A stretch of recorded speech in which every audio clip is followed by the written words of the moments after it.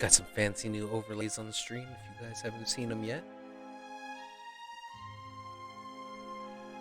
So, and let me know if the music's too loud or anything like that.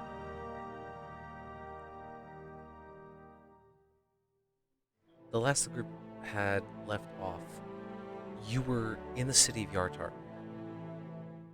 on a bit of a secret mission from some tenuous allies that you had made along the way from the Crimson Five. You were asked to remove from power the current Water Baron, and in doing so, it would help ensure peace and prosperity for the helpless and unfortunate that had been evicted from the city prior to your knowledge.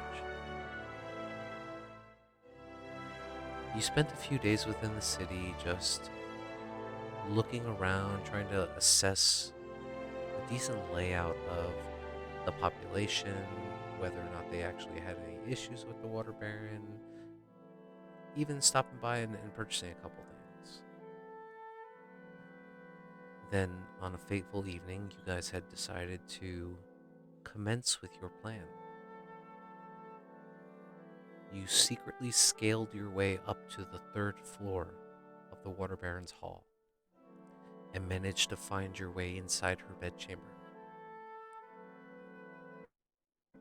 Once inside, you had discovered that she wasn't alone, and she was asleep along with another female individual beside her.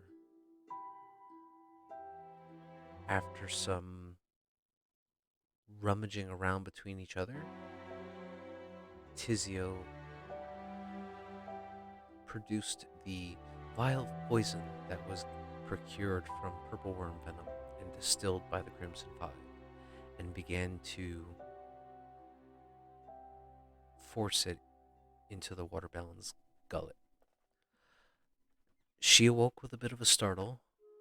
However, almost instantaneously, she became very paralyzed and unable to move. But the sudden jostle within her bed awakened the other sleeping individual, and there arose the first of your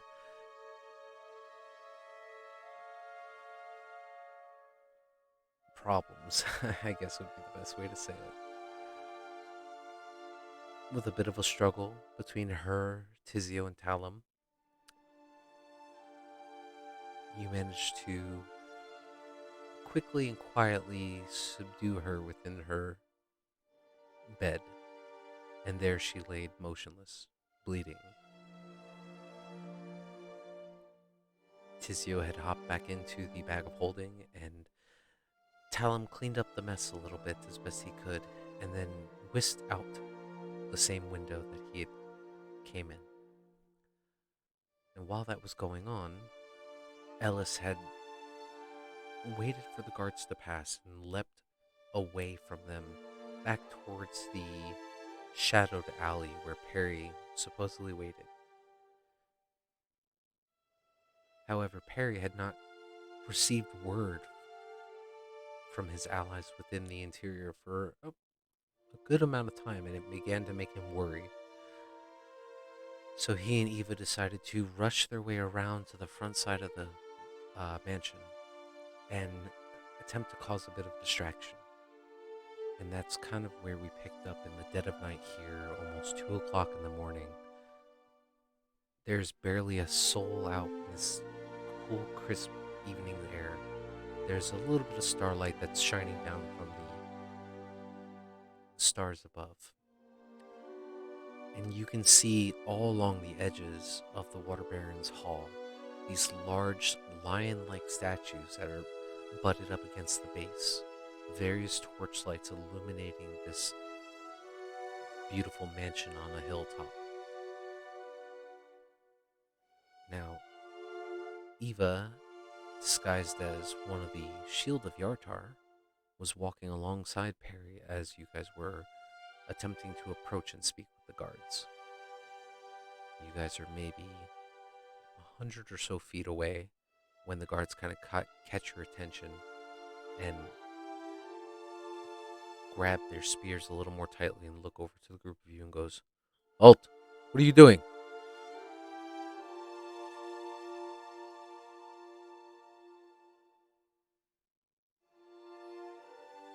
And so it begins, huh?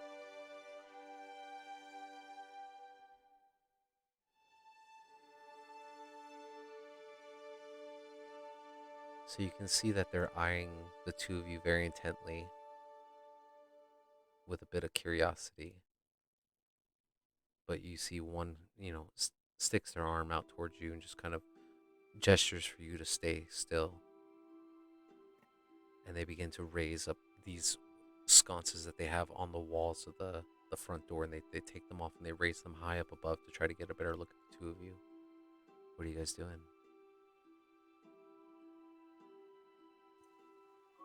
Hello, I'm Perry Ironhill, tavern owner that's was having some goods shipped through this area. I was told that my goods would make it through the city without issue. Yet all my stuff has been confiscated at the gate. I demand an answer from your lord. Make a persuasion check.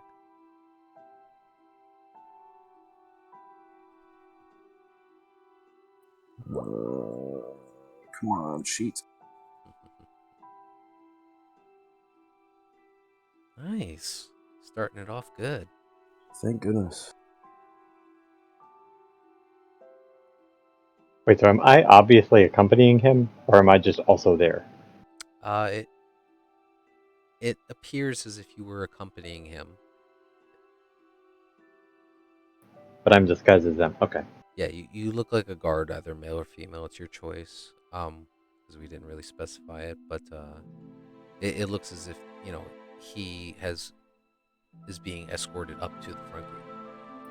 Yeah, I'll look like a kind of bearded brunette male, like a nondescript dude guard. If I had a disguise, so I'll do that. And I'll say, yeah, this little guy, he just came up and started complaining. I didn't know what else to do. Okay. You see the guards kind of give a glance to each other and then look sternly at you. Make a deception check, though. I can do that.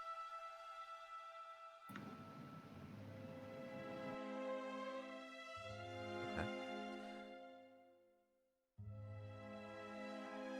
So, yeah. You guys are rolling great off the bat. So the guards kind of look at you a little confused and specifically addressing you, Eva. They say to you, "You should know that the Water Baron doesn't see anyone at this hour. I have a mind to talk to your superior." And then at that moment, you start to hear a loud bell emanating from the center of the Water Baron's hall. Ding, ding, ding, ding. You watch as the guards kind of like turn on the spot and like begin to look up towards the peak of this mansion. And they're like, what the fuck is going on? Are you guys doing anything? Wait a minute, the Water Baron? I thought this was the Wave Silver man. Is this... What city is this? You're just gonna stand here, or we're gonna answer that bell? Right. And you watch as one of them begins to rush inside. The other one still stands guard, but now like he looks like he's very ready and on the defensive. He's not entirely sure what's going on. There's a bit of panic in their face as they weren't expecting this. I'm gonna step toward the door, like act to follow, and look back at him and say, "You coming?" You're gonna try to go inside? Yeah. I'm disguised as a guard. I'm acting as if, I'm gonna go do guardly things. Oh, okay. He looks at you as you try to enter, and he kind of like shuffles in front of your way and goes, whoa, wait a minute. You're not part of the Water Baron's guard. What are you trying to do? Fair enough. It sounds like there's an emergency. Look, you want to go? I can guard the door. Make a persuasion check.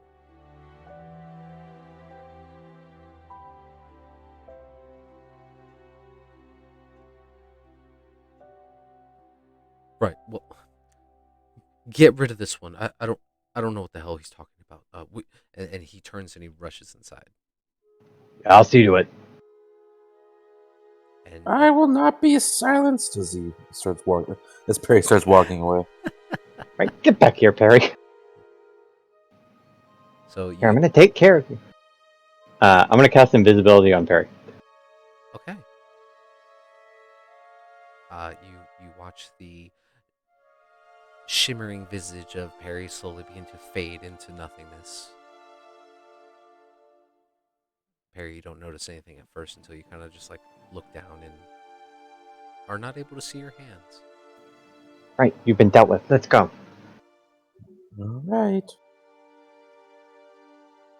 Now, question: you can. This is through the veal, right, or through your loot? That is, yeah, the invisibility is. So this is probably one that you had so I know you were out that session, but I believe we had used that so that they could be invisible as they scaled up the side of the Oh, we used it already? yeah. Correct I me mean, if it's I'm probably wrong. not necessary. We probably don't need it, but Yeah, but I mean, currently the way it is, yeah, you probably don't need it. You can see now, throughout the city that this bell is extremely loud. There are now dozens of torches being lit, and homes starting to light up all around the vicinity. As you kind of stand up on this hilltop and look out, and you can see now.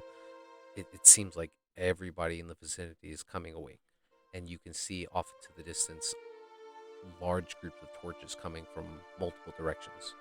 What seems to be towards the Water Baron's house. Okay, we probably don't need it. But, so I don't get myself into trouble later. Did we use any of the other... Did we use anything else from her spell list? Silence. That's no big deal, it's just one slot. So, Did she use fly? No, I don't think so. Okay, well, cool. no. Did who cast fly on Ellis earlier in the day when he was scouting around? Oh, is that the same day? Yeah, then I guess we probably did use it. I can't Yeah, if remember that's- if that was me. I don't have that marked off. But Yeah, I was gonna say I think that was when Eva was here. I thought. I also believe that's correct. I don't know. I mean, I feel like we're about to go to bed, so maybe it doesn't matter that much. Hopefully, we're about to go to bed. Sure, I'll mark it up just in case. Okay. But the two of you just kind of shuttle past and try to get out of sight. yep. Okay. So just make general stealth checks for me. You guys are now trying to dodge from any prying eyes as the city comes to life. Okay. Do you get advantage, Eva? I do not know. Oops. Okay.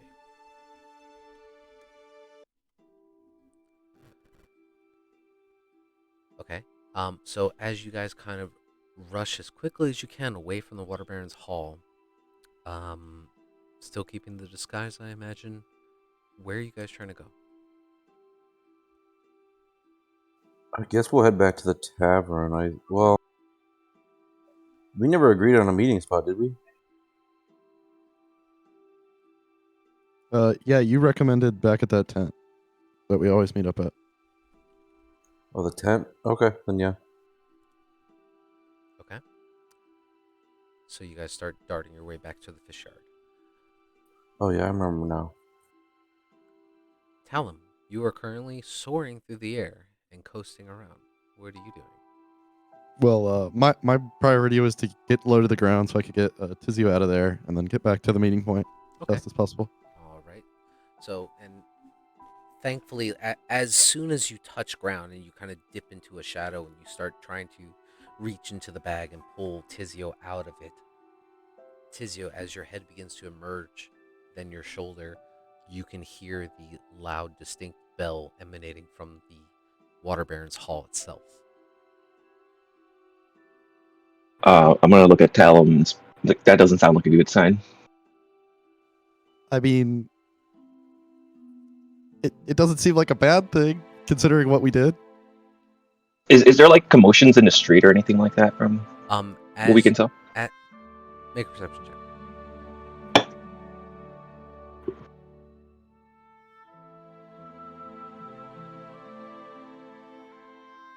Okay. You hear some shouting off in the distance. You're not entirely sure how far it is away from you.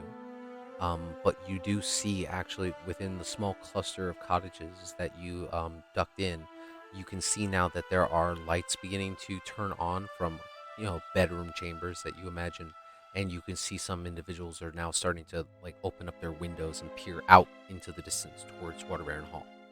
They don't see you at the moment, but it seems to have awakened everybody. Are we pretty far from the castle when I sit down, kind of thing? Yeah, I mean, I'd say you guys could have like dipped out this far or so if you're trying to just quickly arc over and down. Okay, yeah, that seems reasonable. But it'll take you a little bit of time to kind of walk your way to the fish yard. Yeah, and maybe try to be a little bit sneaky about it. I don't know. Up to you. Tizio, are you interested in trying to be sneaky? I'm gonna put up my armorings always. Okay. So go ahead and roll stealth checks for me, guys.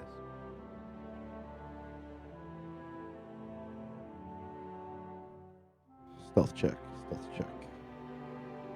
Nice. Ooh, pretty good. So you guys start weaving between homes, and you actually do see you have to stop for a moment because as you start getting closer towards the cobbled streets, you do see that there are a large number of guards, the shielded guards are, that are kind of out in droves now, a good 10, 15 of them in a group, clustered along with torchlight, and they seem to be rushing towards Waterburn Hall. You're not entirely sure what's going on, but you manage to kind of slip past those individuals and keep pressing towards the fish yard. Now, even Perry, you guys would probably get there first. It's pretty quiet here in the fish yard. There's no open market that's open this late.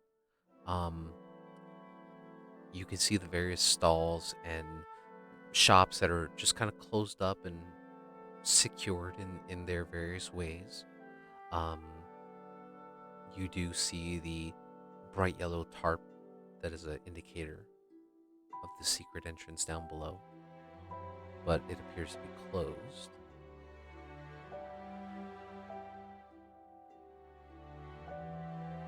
Can we just hide off to the side and wait? Yeah, you sure can. You'll probably be hiding for a good 5 or so minutes before you actually see Ellis, who doesn't seem to be rushing or anything. He just seems to be wandering, minding his own business, just casually strolling through the fish yard. He seems to be like humming to himself and just kind of looking around. Kind of stops for a moment and sees you guys. Goes, "Oh, hey. Huh. Where did you guys run off to?"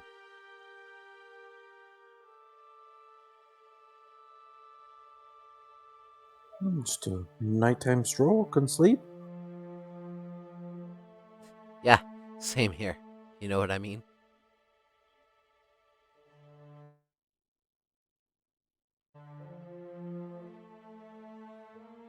So, are we just hanging out here? Where's them other dudes at?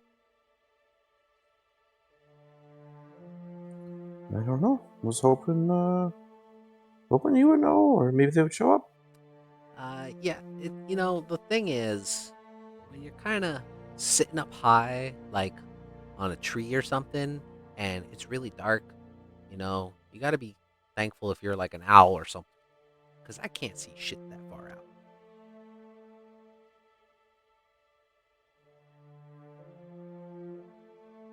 But what I'm trying to say is, I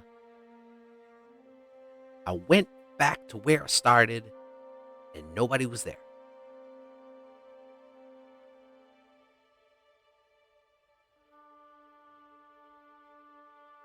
Um. So you haven't seen town? No, that's why I asked you. I told you. I left where I started. I came back where I started, and it was just me. So I don't know what those dudes are doing. Well, maybe we should just wait a little longer. Sure, I guess so. And he watches like Ellis just kind of loiters around with you guys. Just no one seems to be crossing through the fish yard at the moment. Thankfully, everyone. But you do see now that there appears to be more and more people waking up in the vicinity. The bell's still ringing. It's been ringing now for a good 10, 15 minutes or so.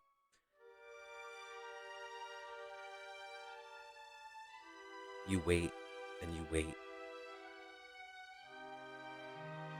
No sign of Talon or Tizio at the moment.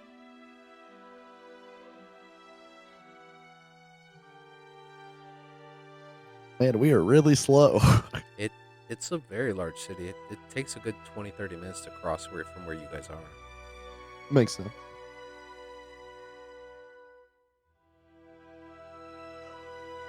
But what are you guys doing in the meantime? You don't think they got caught, do you? Even if they did, what are we gonna do about it?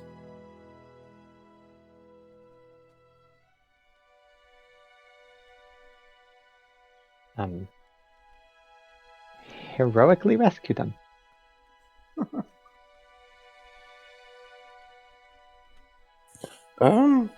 Maybe find a place to sleep for the night, and then maybe they'll show up. I don't know.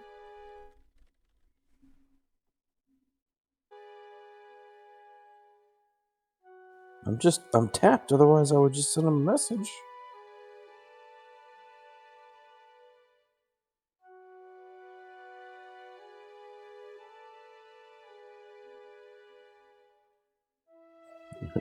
Unless you guys want to start walking back. Seems like walking into trouble.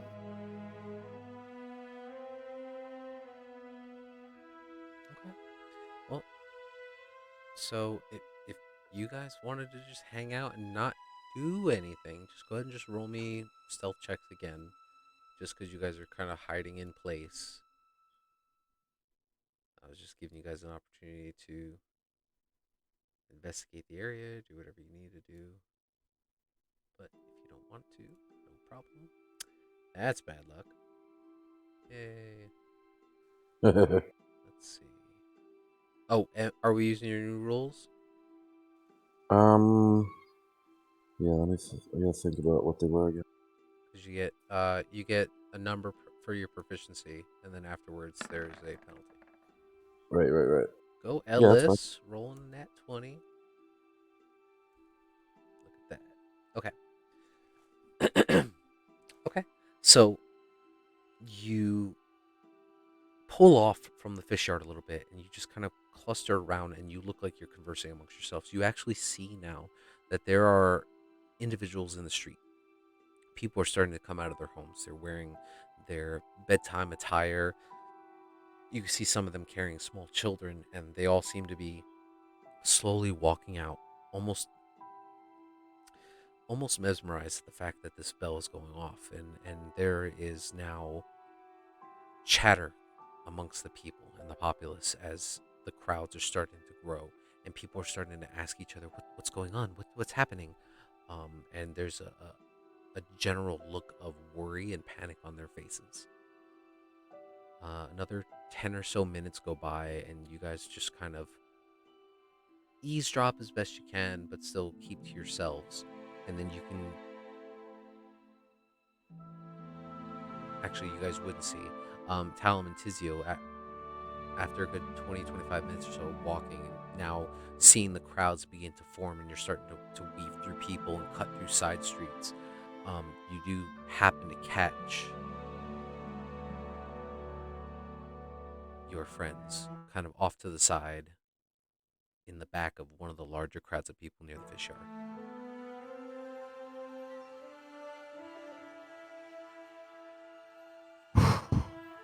Oh, there you guys are. Finally, you show up. Yeah, we had to escape to the other side of the city. It was a long walk back over here. Lots of people out and about. Wouldn't want to be seen. Well, can I like look around and make sure there's no one? I guess watching. Make a perception check. Eve, are you still remaining as a guard the whole time? No, I'll drop that when we got back to the Okay. meeting place with Elf. So, just taking a general look around, you can see there are dozens of people now within the streets. They are gathered in small clusters close to their homes. A few of them have wandered into the fish yard and they're checking on you. What you gather is maybe vending shop or storefronts of theirs. They're kind of like opening them up to check inside to make sure nothing's gone missing. There's just a general sense of alarm and worry coming throughout the city. At this point in time, I mean, you don't see anybody watching you guys specifically or making eye contact with you, but you do notice that there appear to be shields of Yartar searching through the city. Well, I'll just like quietly like moving in close. Did anyone see you? Only those that are dead. So the deed is done? Wait, how many are dead? 2 people are dead. Okay, that's only one more than we meant, but it's also double. Well, she had a companion, so couldn't have any witnesses. I think I got all the blood, so I don't think it'll look like she was murdered.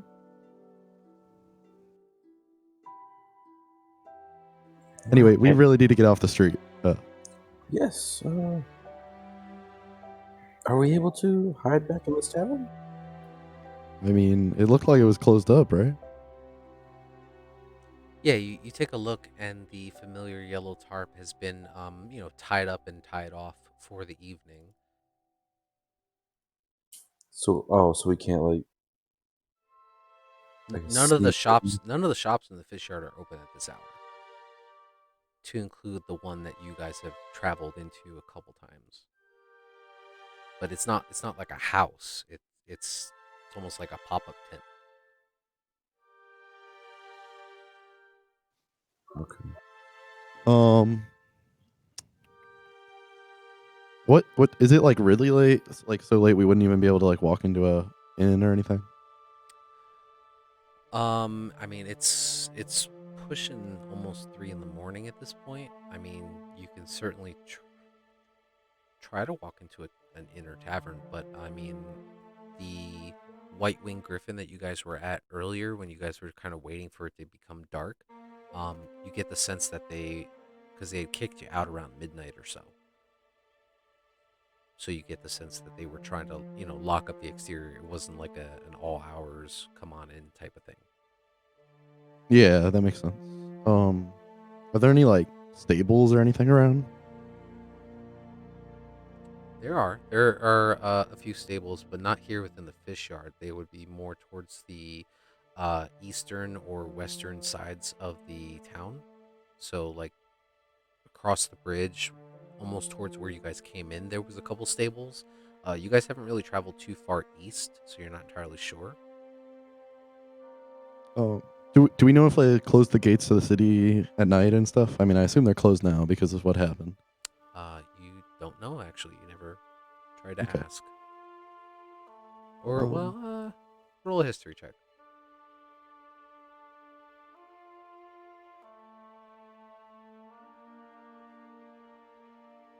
Okay. Typically, I mean, you would recall that typically in the event of an emergency, the gates would be barred off. But it wasn't like a set curfew hour where they would lock the gates or anything like that, from what you recall. Okay, but we're kind of experiencing an emergency, so might not be open. Tell him, can't you just cast a a hut or whatever that thing is? Yeah, but that's pretty conspicuous unless there's like a. Yeah, that's pretty conspicuous. Just put up a big dome in the middle of the street or something. No, I didn't mean in the middle. We can go to like a park or something. Yeah, is there a campgrounds at the city? There is not. There's no local park.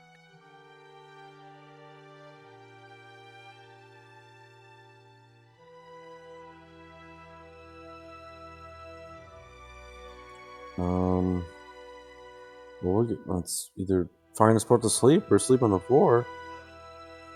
I mean, You could just go to the outskirts of the city if you're worried about getting in trouble.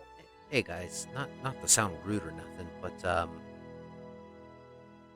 what's stopping us from going inside the yellow tent? That's what I was saying before. I mean, like, we know nobody's in there. We know the people who own the place.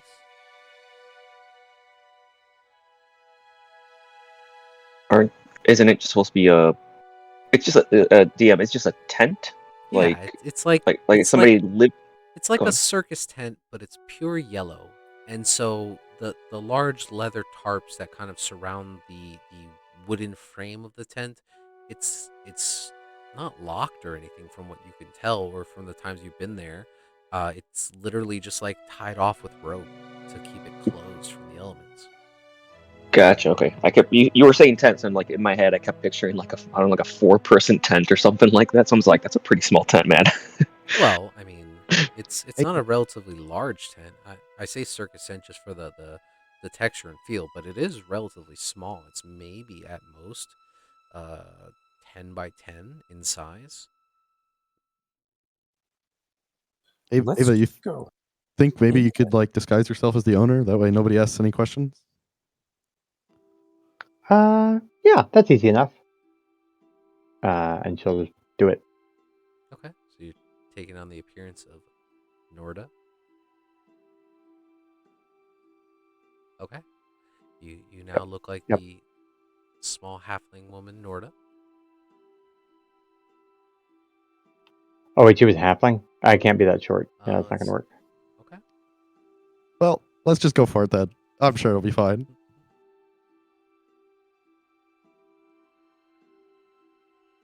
Okay, so it's super easy enough to do. I mean, you guys can weave your way past a couple bystanders who are just deeply in the middle of conversation with each other.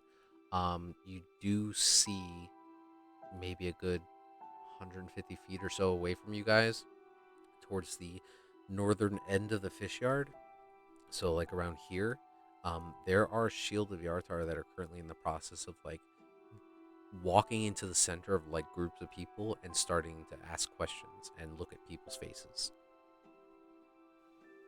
Well, I think we should do this quickly. So let's get off the road.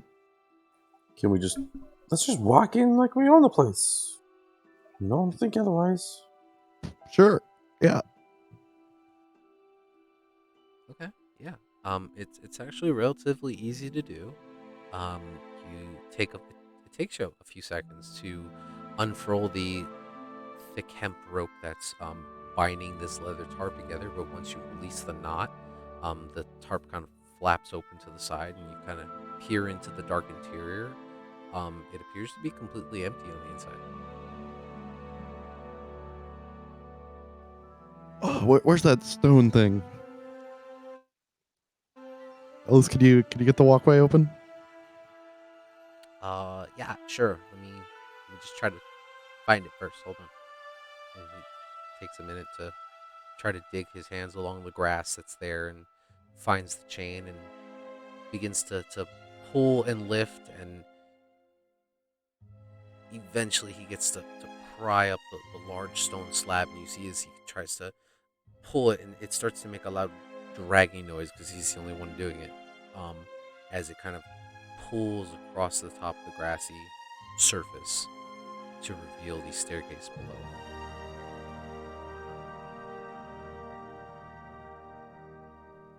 Well, let's go.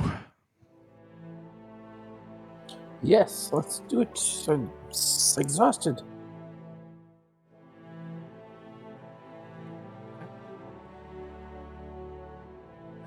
you guys leave the tent open, or do you try to seal it back up?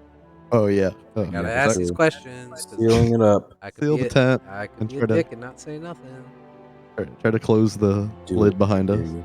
Okay. Okay. So you close up the tent as best you can from the inside. Who would just like to make a general wisdom check for me? Suppose I can with the wisdom stat. Okay. So, you seal up the interior and you guys begin to descend down the stone stairs that lead down into Beltbar's Rest. Ellis drags from underneath the large stone slab until he feels like he has secured it in place, and now you guys kind of walk down the echoing tunnel that's completely dark. And eventually, within a few minutes, you find yourselves within the dimly lit tavern, Beltbar's Rest. Currently quiet, empty. But then, almost within like 10 to 15 seconds or so, you actually see coming out from the back chamber with a crossbow in hand and what appears to be a short sword strapped to his waist, Beldemar, and he's pointing it directly at the group of you.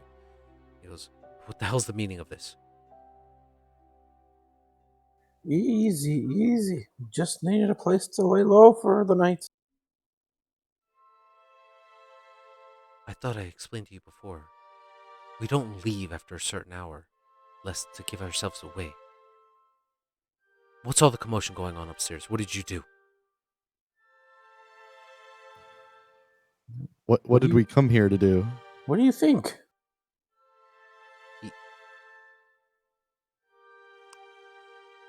He drops his crossbow, and there's a look of shock on his face.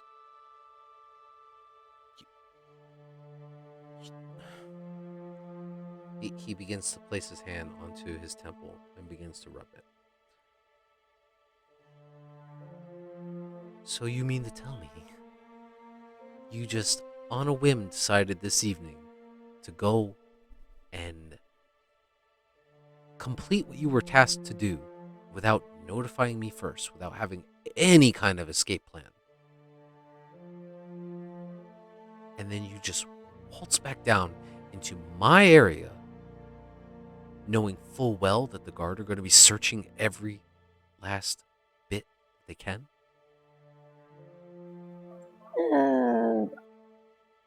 We didn't do it on a whim. Look, we didn't say we were good planners. Oh, my lords, have mercy tomorrow. Please watch over me. I mean, as Talum says, there's no reason to expect foul play. I mean, as long as they nobody that's alive saw my face. So Yeah, it's believable. Both of them died in her sleep.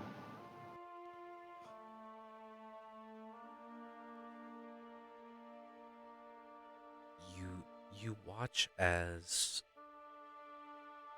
he just kind of puts up a hand in silence.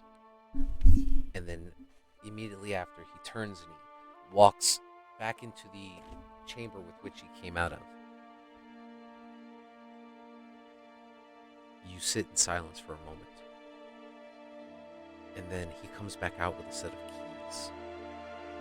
And he holds up this long brass looking key. It looks very rusted and old.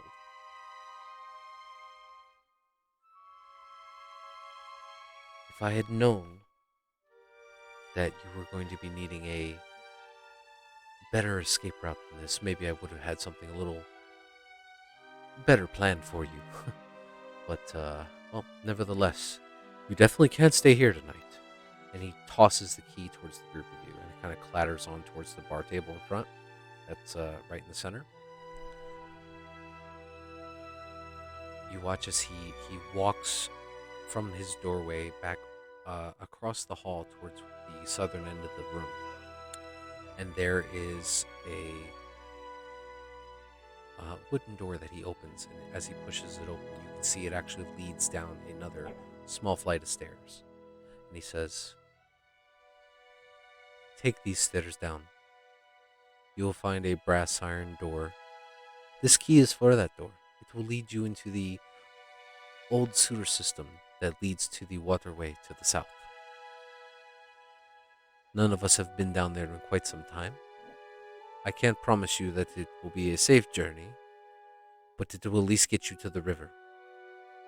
I'm sure that we cannot get you out of the gates at the time being. Everything would be locked."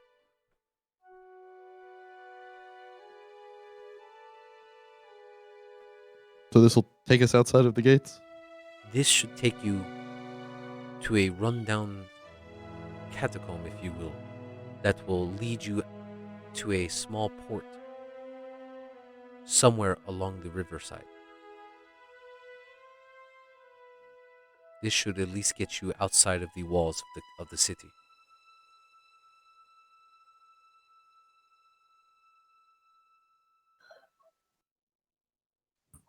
Well, does this conclude our business?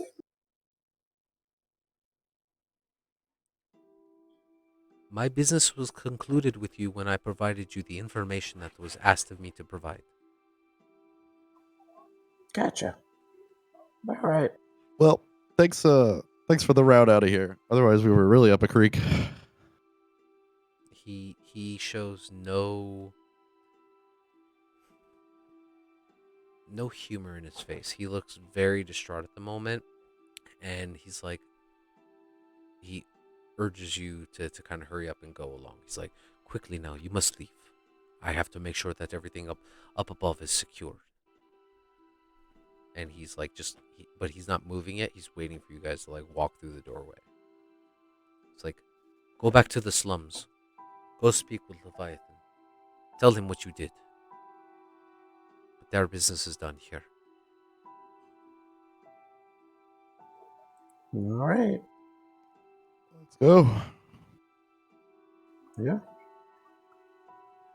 Okay. Off we go.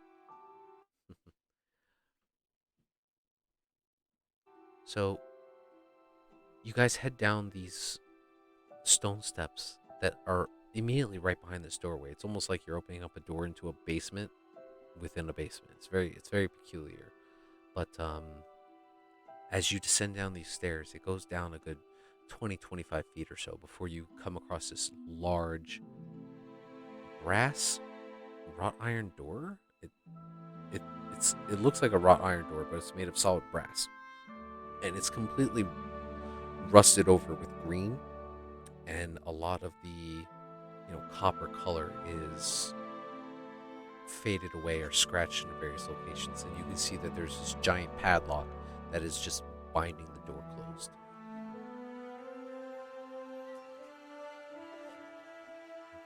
Do you guys open it and proceed?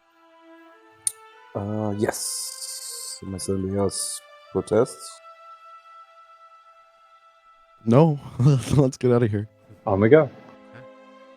So, you place the key in. It takes you a second, but eventually the tumblers will turn slowly with this rusted lock, and it pops open. And you kind of just push it off to the side, and there's a loud creak noise as the doorway opens. And what you see beyond is a very dark, long tunnelway. And make a perception check.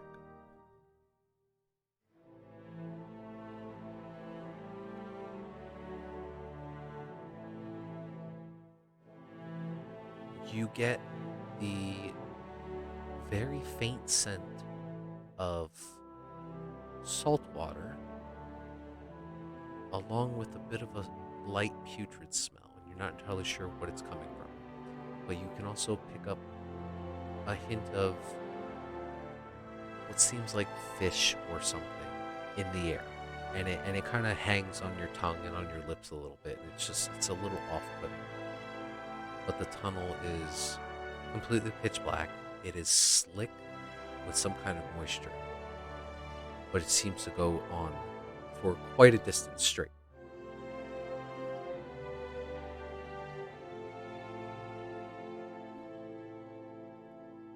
And that is where we will take a quick break.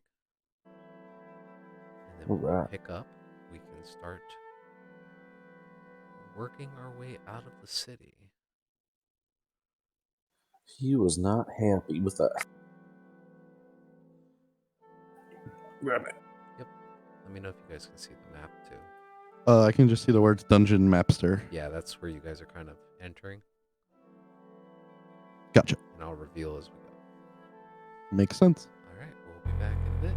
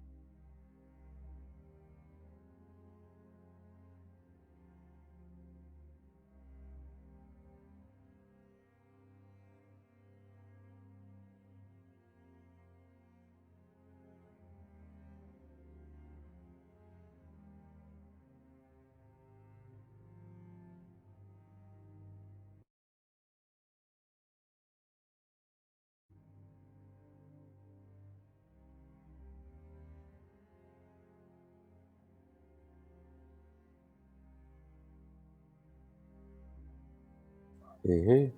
Yeah, I'm here.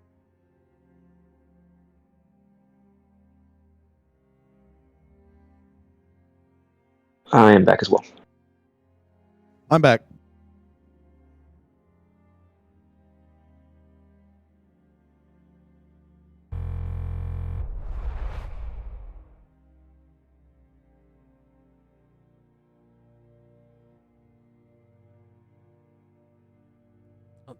You descend down into this long tunnel system, and after traveling, are you guys rolling through just in the dark completely, or are you guys trying to take out any light sources, anything like that? I can go ahead and cast light if we want it. Yeah, at least one light source would be good. Okay. Toss light on a ball bearing. Alrighty. So, as you traverse down this long tunnel, eventually the condensation that's lining the walls here turns to actual water on the base of the ground there, and you can hear a faint trickle as it begins to flow in the direction you guys are traveling. It's a very narrow walkway as you guys slowly begin to trek down it. And then eventually you get to a point maybe about 200 or so feet in where the tunnel seems to part into 3 different directions. So you can see that there's more tunnel system to the north, and then it appears to be 3 types of like archways or something to the left.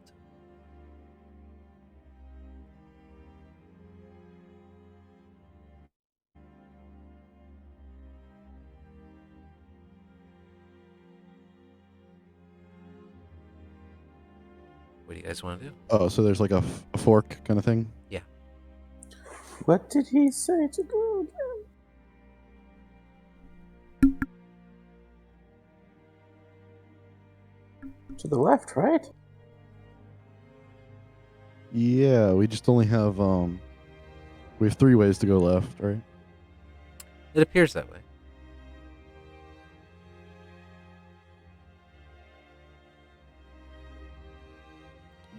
Do any of them look like they end, or do they all look like they kind of go on? They all appear to stretch a good 80 to 100 feet or so. So it's a little far for you to see, but it appears to continue onward. Tizio, what do you think? If he said we should go left, we should just take the first left. Sounds good. Unless, like, there's no, like, secret marking. Can I take a look around for, like, secret markings or anything like that? Yeah, make a perception check.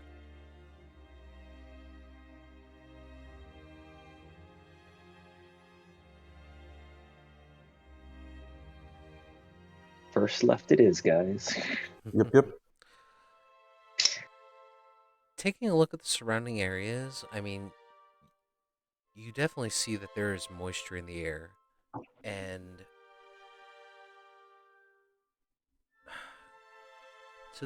you can't really discern too much information other than the fact that you have no idea which way the water's coming from or where it's going. But it's definitely not.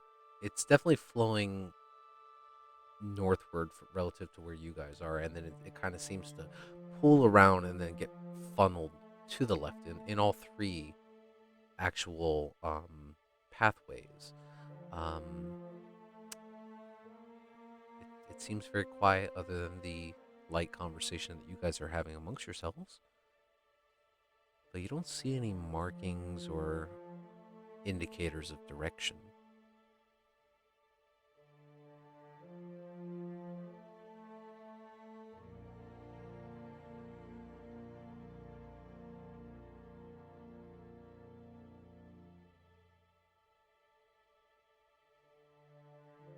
So it's up to you guys.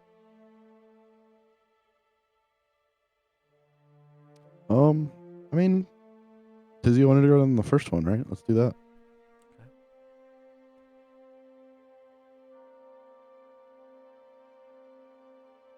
So as you kind of travel along the edge here, just hooking that immediate left, the passageway pushes on for another 120 feet or so before you get to the what appears to be the end of this archway, this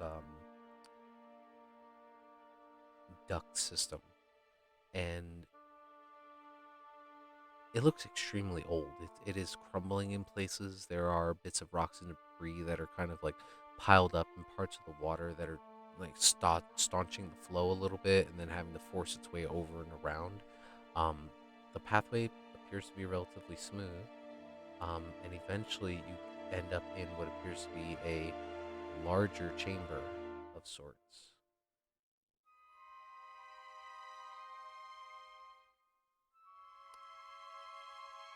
To the north, you can actually see and hear it much clearer once you enter into this chamber. Um, there appears to be some kind of waterfall or water coming from the north and falling down into this area, and then just either shifting around. It's very awkward because you don't understand how is it that the water is pushing into this central area but not exiting out anywhere. You can see that there are 6 archways and then a drier tunnel system to the south.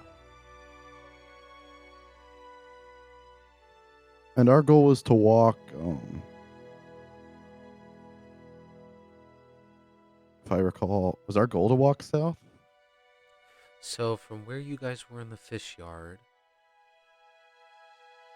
you guys were supposed to be heading towards the river, which would have been in a southeastern direction.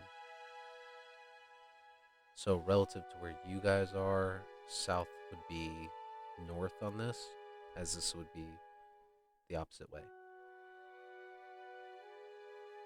Okay, so we should be trying to go up and left. Mm-hmm.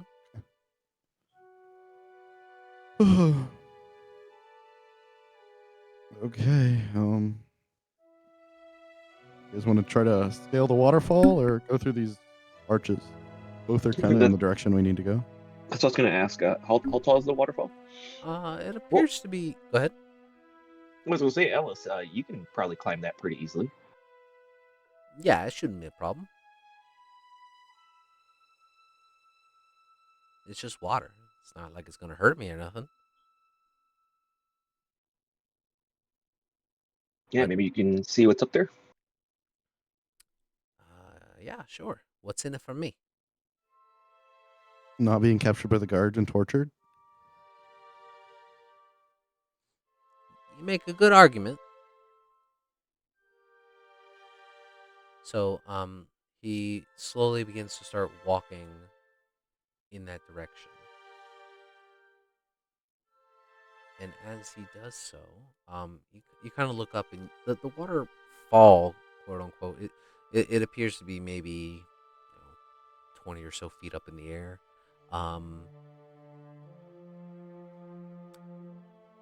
As he gets closer to it and begins to start placing his hands onto the rocks, and he begins to start scaling it, you all can hear this. It sounds like a gurgling sound. And he kind of stops in place and looks up. As you all kind of peer and look up towards this top of the waterfall there, you see what appears to be this very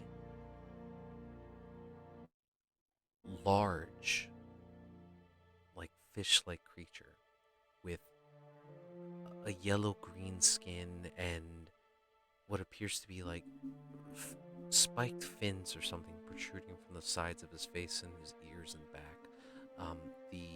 The lime green lips on his face kind of part, and you can see this jagged teeth line across his mouth. He appears to be wearing a very tattered white cloak with like a blue vestige or something across the sides of his shoulders and down his back. And the water around him seems to begin to shift and churn underneath him as he seems to almost have evaporated out from the base of the water itself, which you guys notice it feels rather thin. And he kind of peers out down to the group of you and he says, "This is my domain. What are you doing here?"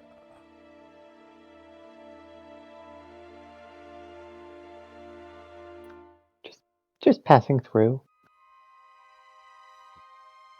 He lets out a bit of a hearty chuckle.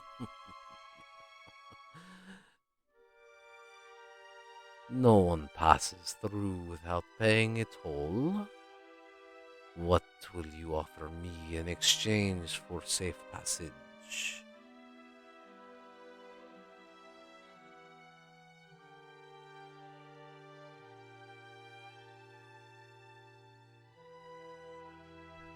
Do you want gold?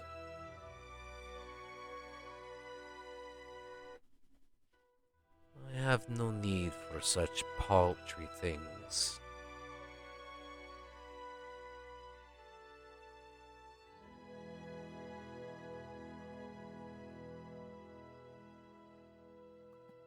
What do you need? That is not how this works, little one. It is up to you to decide what is worthwhile to me, as is the nature of this toll. The toll is whatever we decide. We decide nothing.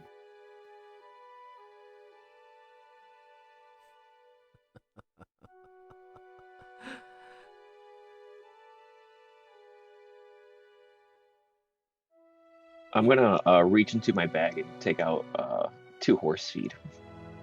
What? Oh no. Okay. Yeah, you reach in and you pull out 2 sacks of grain. Will this get us across? Make a dexterity saving throw.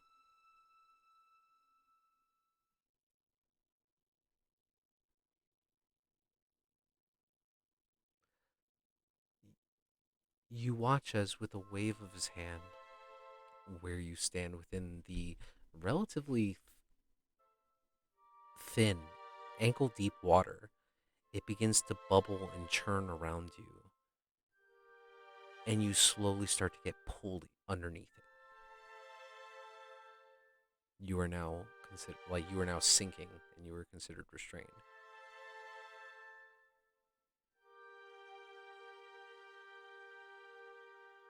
A simple no would have been fine.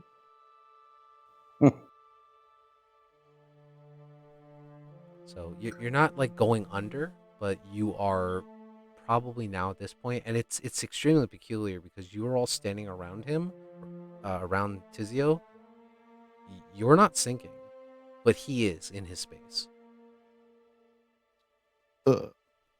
Would you be interested in a scroll of greater invisibility?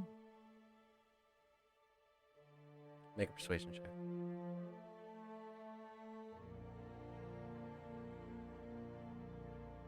Didn't you use that scroll? No, sir. I cast normal invisibility. We never cast a invisibility where we could cast spells or anything. Nice. He looks at you and cocks what appears to be this one scaled eyebrow, and he says, "Well, magic has its uses, but I think you guys hold something far more superior. I can smell it on you."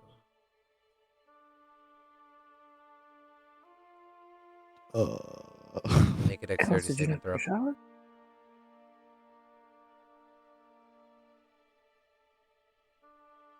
What? Oh, dexterity. Yep. You now see Talum begin to slowly start sinking under the water. Both of you are about waist deep now.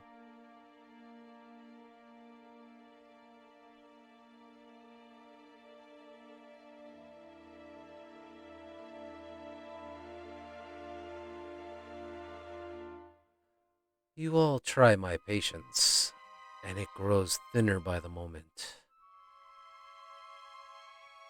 I mean, you clearly have an idea of what you want based on your last comment. What's the fun of just telling you what I want? And when it's so much more interesting to watch you struggle. You're now down to your chest.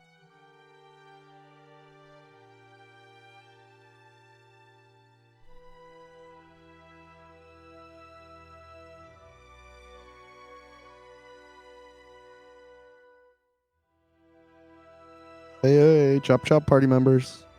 Uh,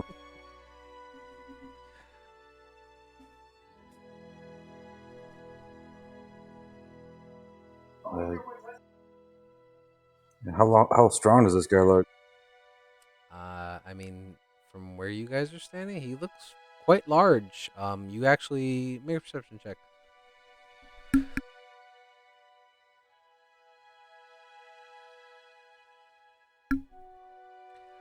You actually see strapped to his back, although it's kind of hidden behind his large frame, what appears to be a very long trident of sorts. Um, almost almost looks like it has like a gold sheen to it. Um, and with the light spell that Talum's kind of holding in one hand as he's slowly sinking under the water, you can definitely see it like shine off his back. Um, he's a big individual. He takes up probably the almost the width of that tunnel up above, and Ellis just kind of stands there and just kind of looks up. And there's no way for him to really get up there in that space with him. I've got a gold bird in a cage. Do you want a gold bird in a cage? It's very nice. It has electrum filigree. You pull it out and show it to him. Yeah, sure. I like display it charmingly. Come closer and let me see this. Make a persuasion check at disadvantage. Okay. Yeah, so it'd be a straight roll for you, I think. So 11 is that the lowest you can roll is a 10, so it's 20 still. Okay.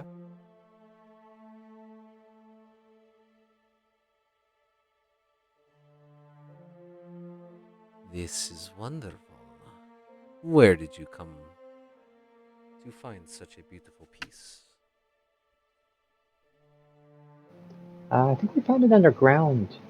It was it was hoarded by this beast. Well, now it shall be hoarded by me. And you watch as he waves a finger, and immediately to the left of you, a large torrential spiral of water begins to emerge from the ground underneath. And as it rises up out of the ground, you watch as it kind of scoops up the gold bird cage and takes it within itself. You may pass, but your friends still need to pay their toll as well. Oh, whoa. I thought that was enough for all of us. That was a very nice bird. Hardly.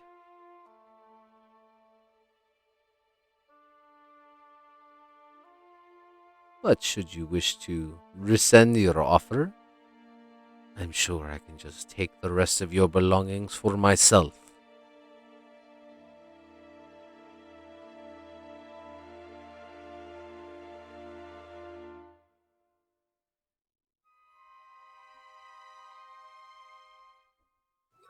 She's gonna look at the others meaningfully. He waves his hand once more, and Tizio now is chest deep in water.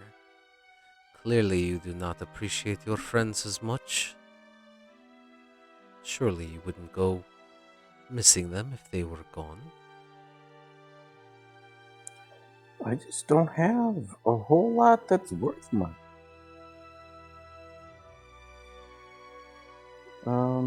Ignore that. Uh, Talon, is there anything in the bag that we put in there that someone could smell? The Oh, well, I mean, I got this. I got one use on a necklace of fireball. I got some Nibblewrite pieces. Got some blank leather books. Uh, got a pearl. I have that glass eye and that golden horn. And he says he doesn't like magic things, so I don't know. I have a lot of ball bearings, like a lot of ball bearings. You like ball bearings? Or bits of robots? He gives you a very, very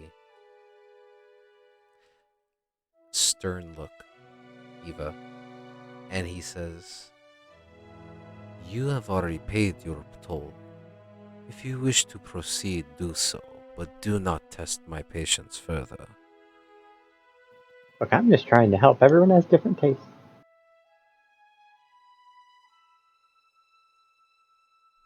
Do you have nothing? Do you not value your own lives? do you want Nimblewrite remains? It's like a mechanical man. I mean, we don't travel with loads of valuable non-magical art pieces. We have liquid currency, and we have weapons. I could make you something.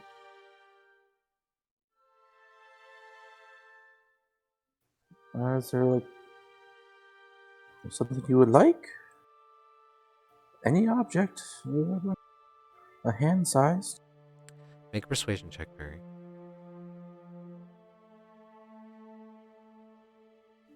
Can I use my inspiration and roll again? Your Or is DM it too? inspiration? Yeah, or is that too cheaty? No, you can. You're supposed to announce it before the roll, but sure, go for it.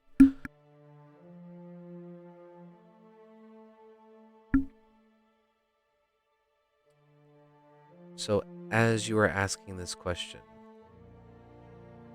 another spiral of water begins to slowly rise up near Talum and Tizio.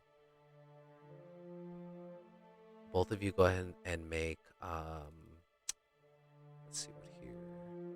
Make strength saving throws for me.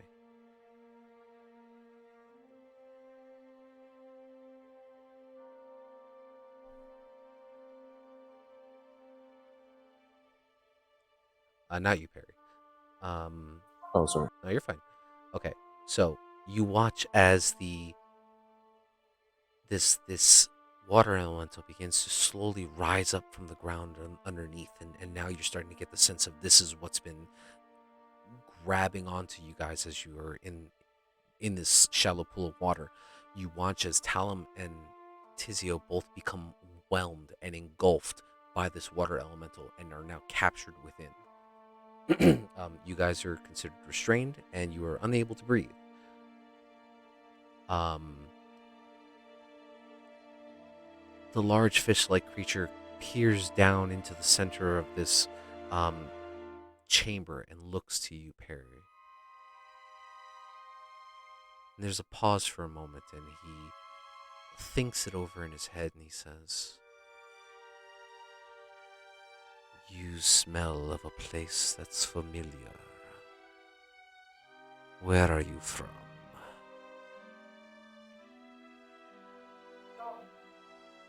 Port Denali. Very far from here. Damali. A home I had thought I had forgotten.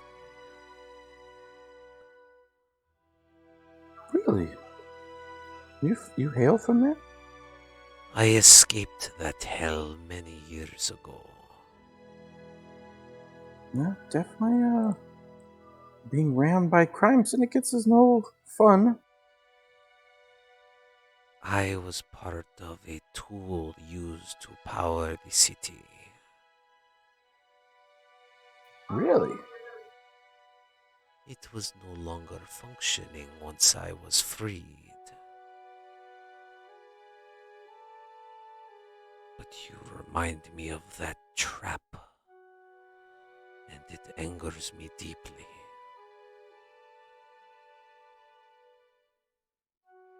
It's well. How did you power it? What did you do?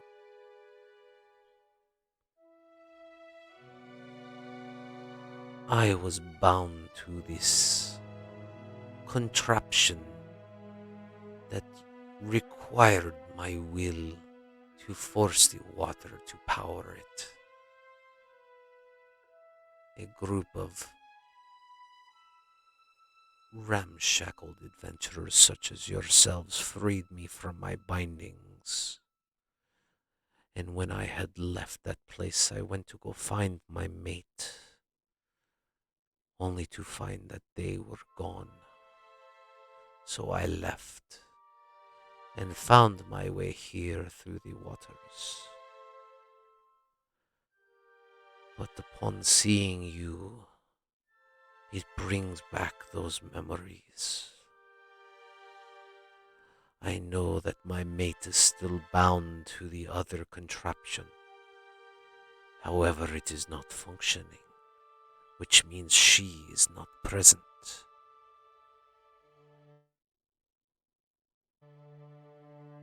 What do you know of this? I wasn't aware of a living piece to the engine. This is all news to me. But you're correct. The engine beneath Port Denali does not work and hasn't worked in centuries.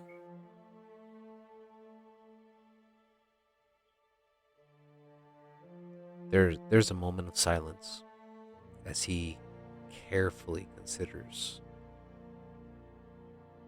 Um, the two of you who are currently whelmed, you can attempt to break from that ability. However, you do take some damage once you got stuck in there. So let me roll that real quick. Do I get an action? Yeah, you do. This was the Okay. initial whelm. You guys both take 18 points of bludgeoning damage from getting caught up in it.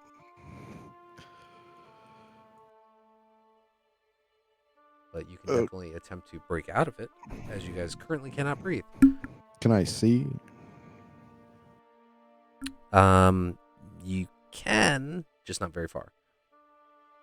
Everything's distorted with the light emanating from you, and it's kind of refracting off the water that you are currently being whelmed in.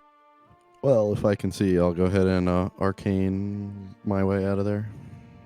Okay, using Misty Step. No, using benign transportation, which I got back from Misty stepping through the wall. Very nice. Okay, so you just kind of teleport yourself out. Yeah. Easy enough to do. Okay. You see that there's a bit of anger in his face as he watches you escape from that grasp.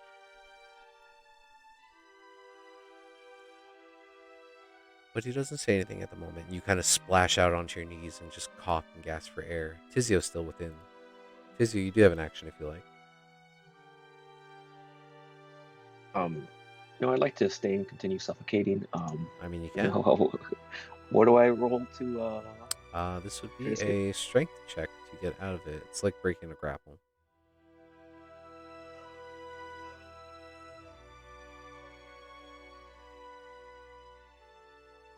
Nice. Yeah. So you can definitely force your way out of. Although I believe grapples at disadvantage, is it not?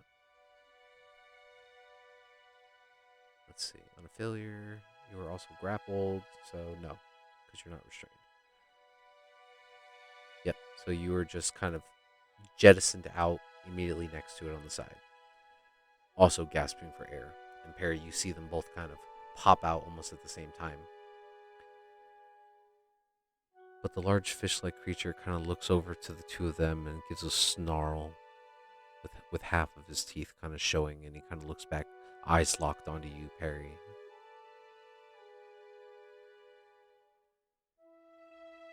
My companion, I still sense her presence. She is closer than I dare to dream.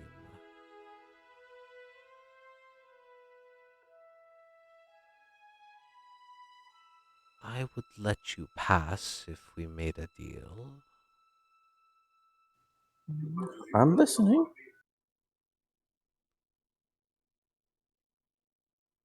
You must find and free my mate, for she currently resides in Baldur's Gate. But if you dawdle, I fear that she will be taken to the plains of hell before it is too late.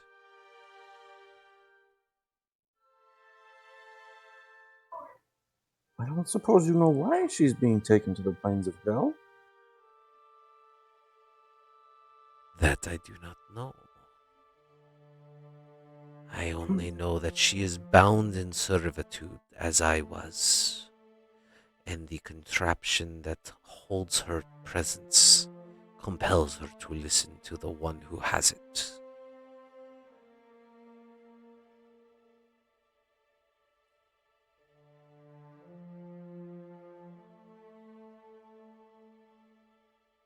Well, I'll do what I can for sure. You watch as he begins to float down from the top of this waterfall and land directly in front of you. And he is huge. Like, he's definitely a good 12, maybe 14 feet tall. And Oof. as he kind of looms over you, he leans down, and you don't see any like legs or anything from him. As he's moving through the water is shifting and twisting like a small tornado underneath him, but it's not causing a rupture or anything. And you watch as the two elementals that had popped out of the water slowly begin to subside under once more. And he leans down to you, almost face to face with you, and he says, "So shall we make a deal?"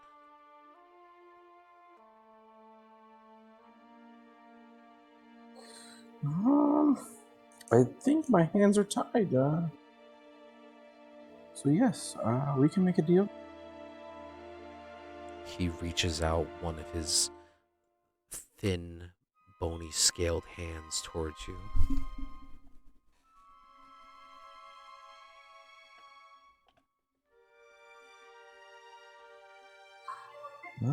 Well, what happens if I can't save her?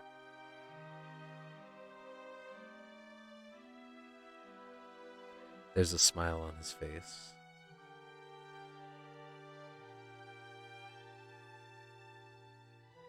You are agreeing to be magically bound to me. Should you fail to complete what you are promising, you will know.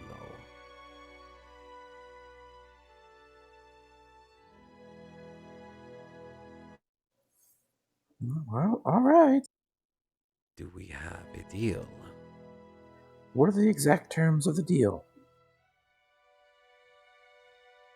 Just so I'm not confused. To travel to Baldur's Gate, find the bastard who has the contraption that binds my mate, free her.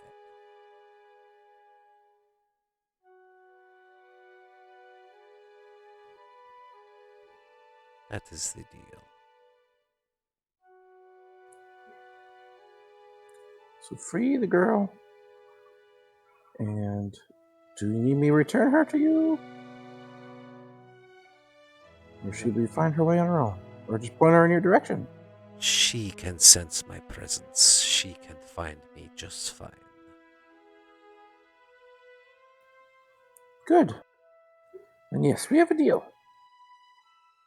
He reaches his hand towards you once more. And I'll shake it. As you grab onto his hand, he clasps it very hard. almost to the point where you feel like your hand's about to snap. And as he does so, there's a wide grin from his face, his jagged maw just peering out. You can smell the putridness from it. And slowly you can see that on the center of his waist, there appears to be this kind of like sash or something with a large crystal, like a red gem or something embedded within it. And it slowly starts to grow brighter red. And as it does, it slowly begins to leak and pour out, almost like it's bleeding. And as it begins to twist and drip into the water begins to rise, and it slowly begins to wrap around both of your hands. And then after a moment of this, the water just vanishes. The crystal within his sash dims once more, and he releases. The deal has been made. Now go before I change my mind. All right. And I guess I'll go. Okay?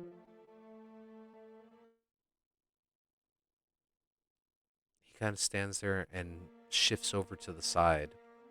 And as he looks at each of your faces once more, he slowly begins to sink under the thin layer of water within this chamber, and then disappears from view.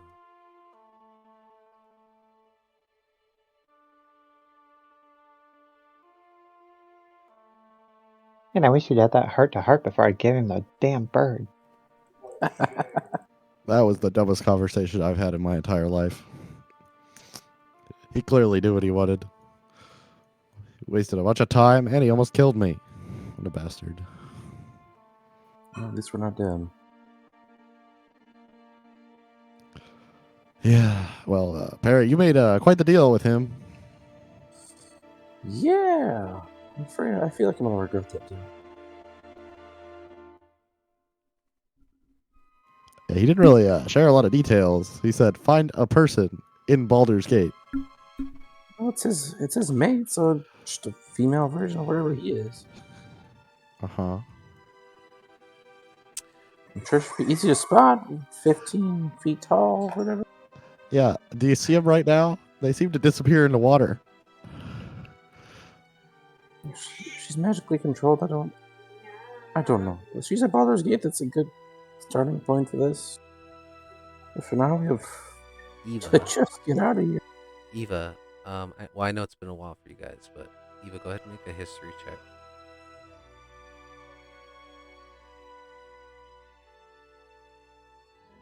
I mean, so you may have already picked up on this, but this whole conversation seems to ring quite a serious bell in your mind, especially from your last conversation within Waterdeep. And you and Perry were talking to a certain shop owner of the Myriad.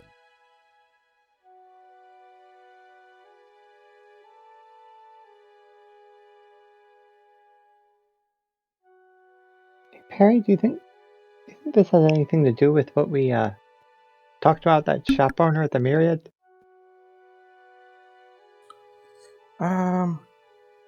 Yeah, that's what worries me. Because either the device that controls her is what I'm looking for, or she is what I'm looking for. To repower the device. So I'm hoping that. I don't know. Hopefully it doesn't blow up in my face, I guess. Didn't we hear that Hendrik went south with the device? That's not. South from Waters Deep is Baldur's Gate. I mean, if the thing that you're now looking for two people is the same thing, then didn't you just kind of make an impossible deal? Guess we'll see.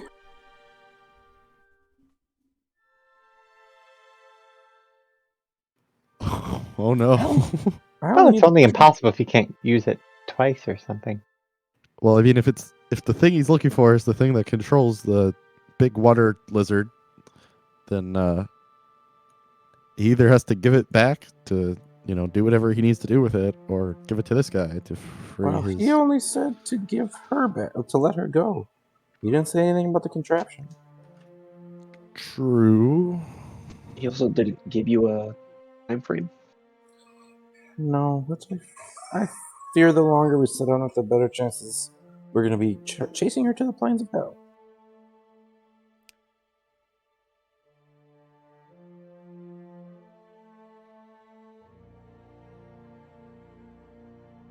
Seems like our next course is set. Gotta get to Baldur's Gate.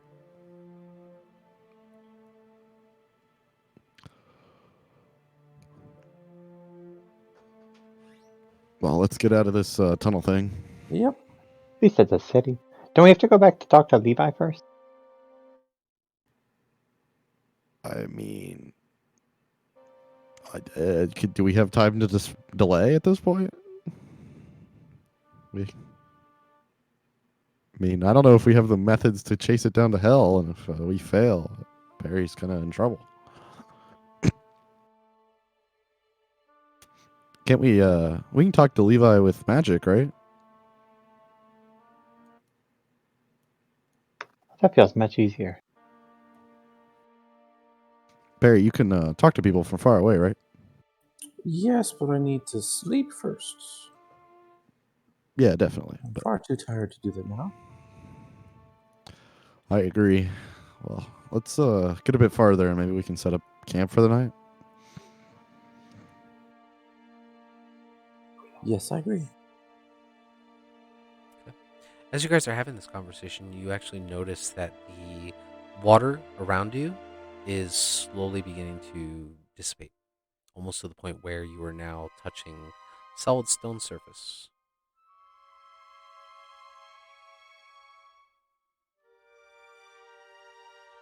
But it's easy enough for you guys to climb up the now drying waterfall, if you will. And you see that the tunnelway itself continues on for quite a distance. You're not sure how far. Do you guys go up that way, or do you choose another route? I mean, let's head that way, I guess. Yeah. Okay. So you climb up one by one to the top of this waterfall and start pressing your way forward. This channel is a lot larger, and it takes you guys maybe a good hour or so of just mindless wandering through this narrow corridor, before eventually you could hear the sound of rushing water in the distance. And as you get closer and closer, you can see that there is a large opening, a mouth of sorts, and you find yourselves brushed up right next to what appears to be the Desert River. I will go ahead and cast ritual cast water breathing. Okay. Ooh, do I have that? It's for 8 people, so we're okay. Oh, nice.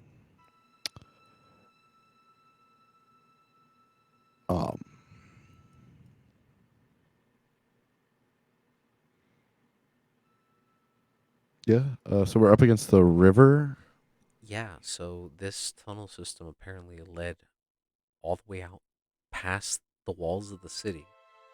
And what you can actually see is just the riverbank itself. And then across from it, you can see just barely make out the shadowy distance of the mountaintops. And do we know the best way back to water? Like which direction we need to go to Waterdeep? Kind of hard to tell at this juncture, especially because you guys have never been this far east of the riverside itself. If you kind of like make a survival check.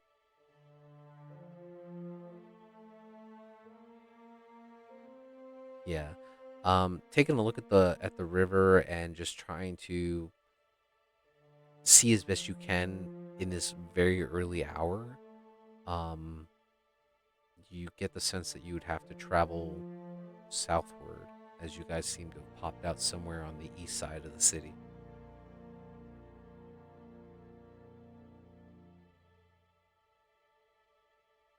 Does it look like it might be a safe place to sleep? Here at the edge, Yeah. Like, is it visible from a lot of places, or is it like tucked away?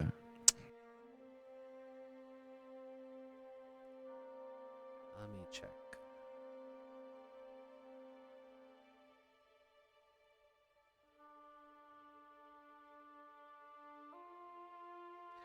I would say, yeah, if you were to try to like clamber out from the mouth opening of this tunnel system and kind of look around, you can see maybe about a mile or so in the distance the lit torches of the walls of Yartar. Oh wow, so we're like really far out. Yeah. Do you guys want to take a rest, or should we push on and sleep once we put some more distance on between us? Wouldn't mind a little distance. Yeah, just a little bit.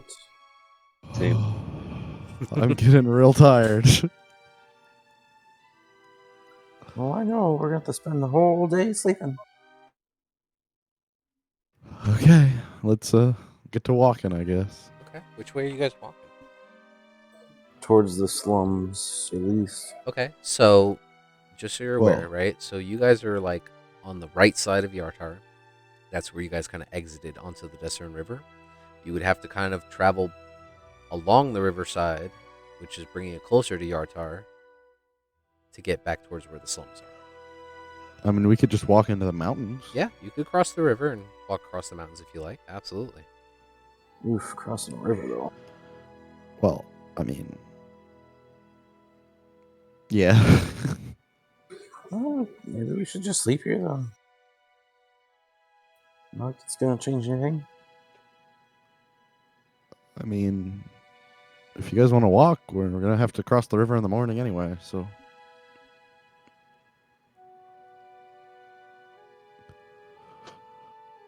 might as well get it over with now. Probably.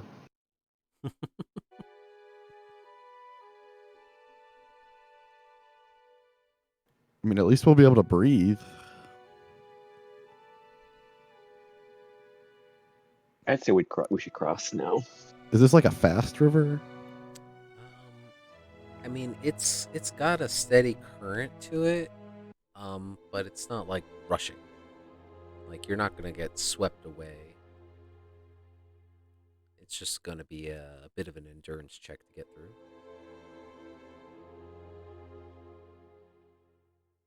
I'd like. Okay.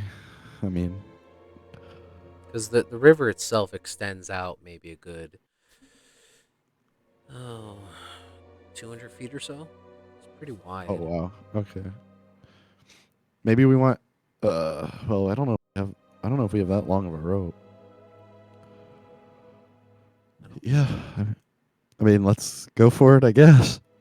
Yeah, I mean, like it's like it's like just swimming in like the pool's not. It's like not that bad. The river isn't like I said. It has enough motion to where if you were to like just drift on top, it will carry you to a destination. But you're not by any means getting swept away in a torrent of water. So if you guys were to just try to swim, in as straight of a line as you could, have the potential to make it across if that's what you like. I could cast. Okay. I mean, yeah. I mean, I could do like. Do floating discs float on top of lakes? Um, if I don't think so. I guess it determines what you call ground. I mean, water would be not well. The ground would be the bottom of the river. So if the bottom of the river is further than what, 10 feet or 20 feet? Yeah. Well, I mean, I assume it's like is it like a cliff drop off, or is it like? No, I ice? mean you're pretty butted up against the riverbed, but I mean you don't know how deep it gets. Yeah, but the disc would just follow the bottom of the river, right? Yeah, that's true. I mean you would go under the water, I'd imagine. And we can breathe the water, so Yeah. or we could just swim. I'm sure it'll be fine.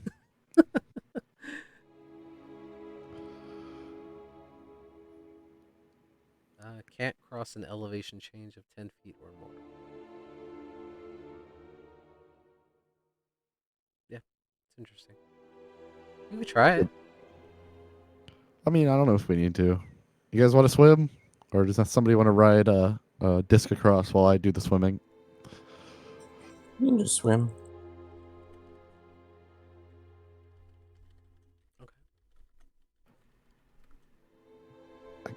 I guess We'll we just go attempt to cross speed. the river. I don't know. Like, not that very many people are Yeah. talking.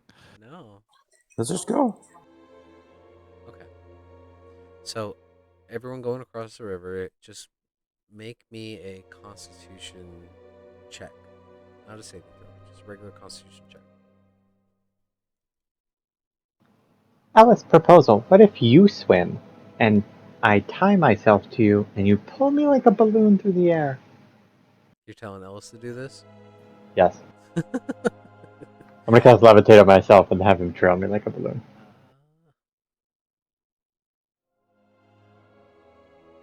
Wait, post the spell text for levitate. How does that work?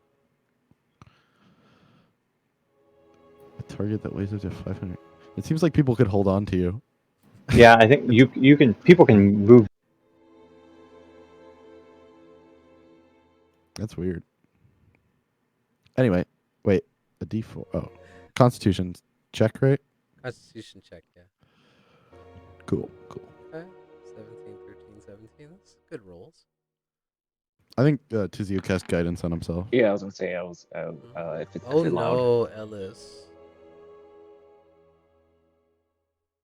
Ellis is struggling. He would totally tie you onto his waist and try to make it across, thinking that he'd be good to go. I don't know if he gets advantage on straight con checks. I don't think so. It's not raging.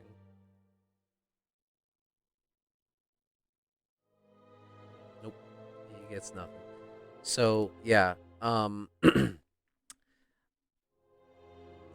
guys start making it across, and you know, Perry, Talum, Tizio, you guys are not having too much difficulty. Tizio, you're struggling a little bit to get across, but you're just you feel like you're the last one in the race there, and you're trying to paddle as best you can for this like good 200-foot distance, and you kind of float for a second to catch your breath for a second, just from the exhaustion, and you kind of look behind, and Ellis is flailing, like not drowning or anything crazy, but he's just like having a real hard time, and you can see Eva's just above, just kind of like being tugged along.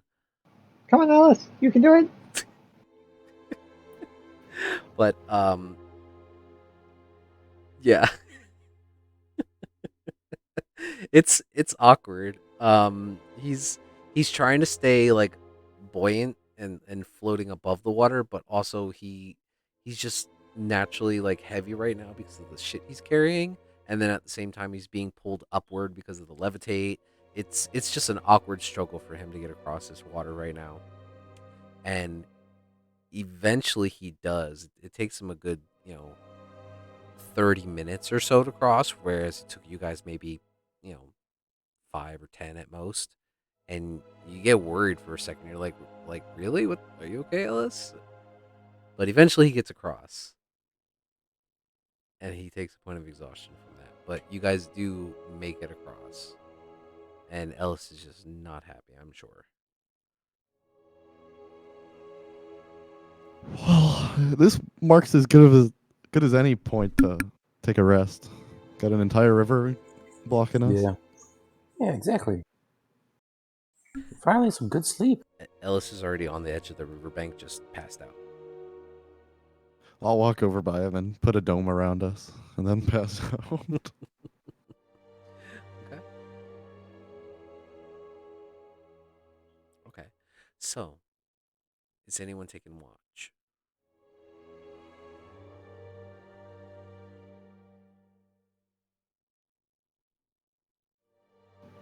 Like Ava can take first watch since she didn't relatively inactive.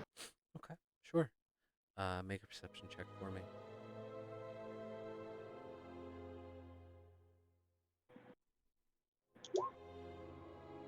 Ouch.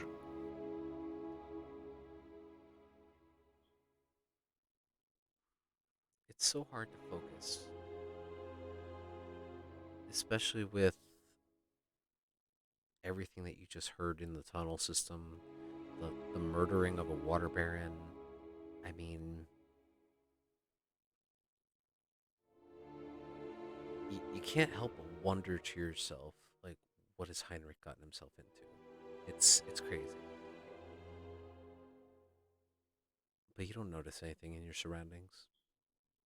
Nothing seems to catch your eye or bother you.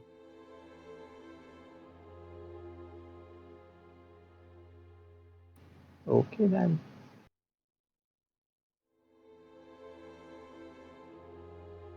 Does anybody want to take second watch, third watch? I can take the second. Alrighty, go ahead and make a perception check.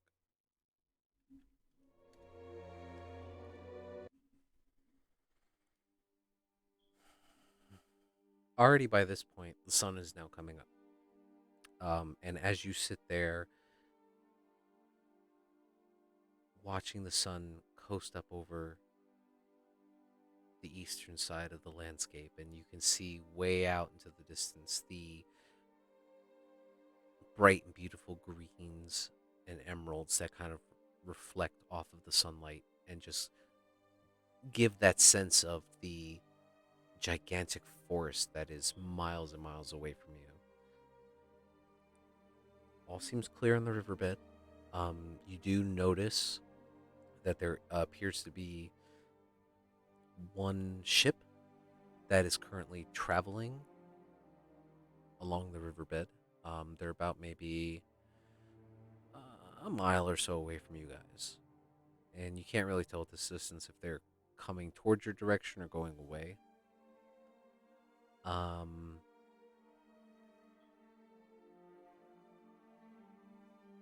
It's just been such a strange and chaotic couple of days. I mean,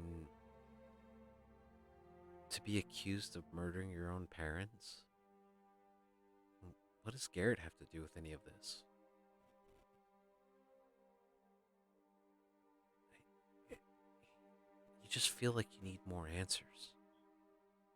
Just things aren't lining up, and for you, if things don't line up well and they don't fit into place, it's just off-putting. It's unsettling. But your watch concludes without issue.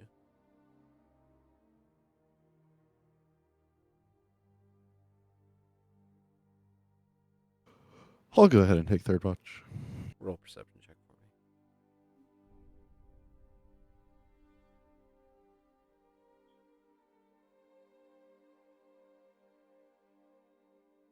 Nice.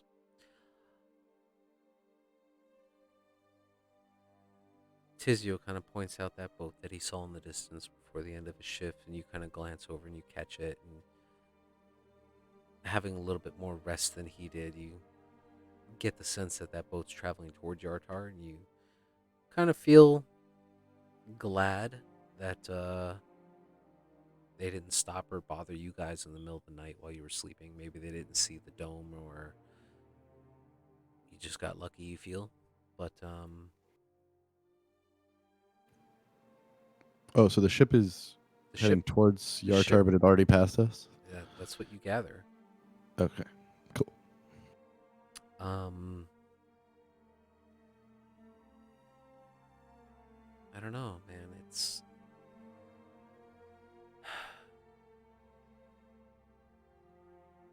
mean, what do you think you would be thinking at this point in time? Like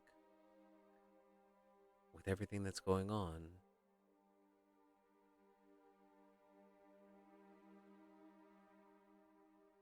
What would be on the forefront of your mind? Probably grappling with what Perry agreed to do and what that means for the rest of us. Okay. Well, the day drags on for a bit as you guys all eventually get a full night's sleep. So you complete a long rest. You still feel exhausted because you guys are just, your sleep cycle has just been so messed up with just being up all night. And you eventually all stumble out of the dome as it fades after 8 hours, and it's already appears to be somewhere around midday. But the air is crisp and clean. There's a slight chill coming from the north. And as you kind of shake that cool breeze off and gather up your things, the world is yours. What do you want to do?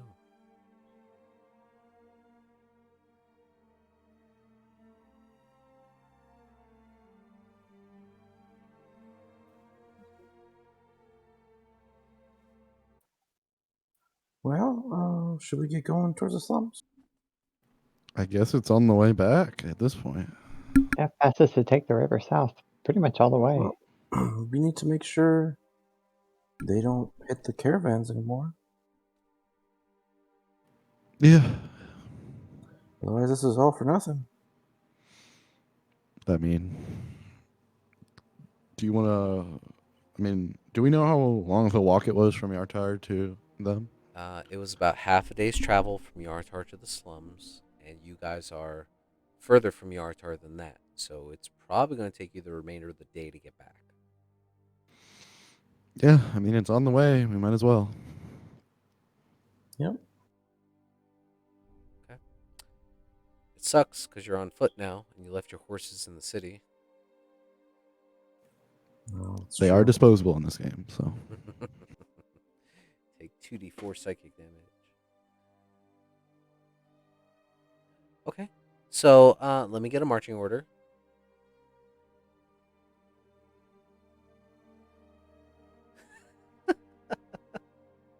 Perry will go first. Oh, okay. I'll go behind. Very nice. Any particulars for you two? I don't care. I'll Like ride I in can the take the middle. rear. It's fine. Sounds good. Okay. Perry, go ahead and make a survival check for me just to help navigate your way back to the slums.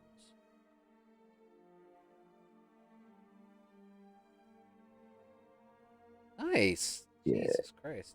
Can you roll under 20 today? I had to use my inspiration. Okay, well, thankfully with that roll, you guys actually do save a bit of time. So while this leg of travel is, for lack of a better word, tedious and just overall bothersome, as you guys have been quickly shoved out of the city of Yartar, and now you're just kind of feeling like, man, I thought we were, doing a good thing, but now we feel like we're, being shunned. But you kind of swallow your pride for the moment and you push along anyway, and figure maybe you'll get some better answers or something from Levi and his group once you get back to the city, or once you get back to the slums. Um, the afternoon quickly sets to dusk as the familiar reds and oranges begin to crest over the sky. Um, but thankfully, Perry is able to pick up on a pretty steady route that gets you guys a good shot back. Definitely avoiding any of the precarious mountain passes that you could have traveled and stick you guys as close to the river as a reference point as possible. Um, Maybe an hour or so after the sun does go down, you guys find yourself on the opposite side of the river, and you can actually see across this portion of river is maybe about 100 or so feet across. You can see the slums.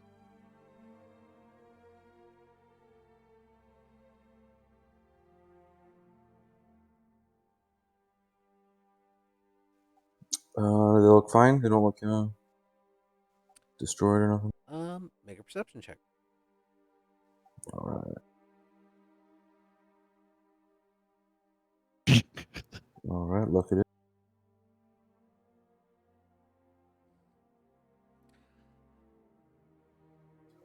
Just at a quick glance across the riverbed, I mean, you still see that there are children running around. You see that there appears to be a couple fishermen trying to reel in what they caught for the day off the riverbed here in their very dilapidated, like makeshift boats that are right there on the edges.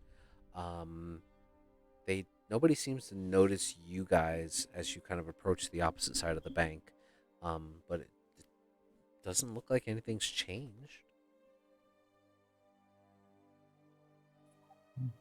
That's good. I guess we'll just go looking for our guy. Okay, you got to cross the river first. Oh, right. So I mean, you guys can swim across, or you can maybe hail a boat guy, or whatever you guys want to do. It's up to I you. mean, how big is Ooh. this river? Is there a It's boat about guy? 100 feet across. There's a couple fishermen that appear to be in like these very dilapidated boats, like big enough for like maybe two people. And you see that they're trying to like reel in nets and stuff right now. Let's Oh. hail a boat guy. I'll just start swimming. I'll yell out, "Hey, you!" Excuse me, fisher people. I have lots of money. Okay, maybe I wouldn't phrase it like that. One of the older human males, definitely in what you gather is like his late 50s or so, kind of like stands up and tries to like stretch his back out after being hunched over for so long, kind of looks over in your direction. You see that familiar lean in and squint kind of look that people do for the distance. um he sees you like kind of waving and try to hail him down or something, but he just kind of like raises one hand and waves back in like a hello gesture, but you don't get the sense that he hears you. Try and Um, gesture him over. Okay, there you go. Make a persuasion check.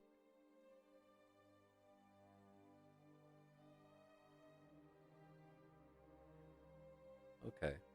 And tell him you're swimming across already. Yep. Just make a constitution check for me. Luckily, I can't drown for at least another couple hours. How long does it last? 24? Yep. Yeah, you're good. Constitution check? Yeah. Cool. Yeah, you're fine.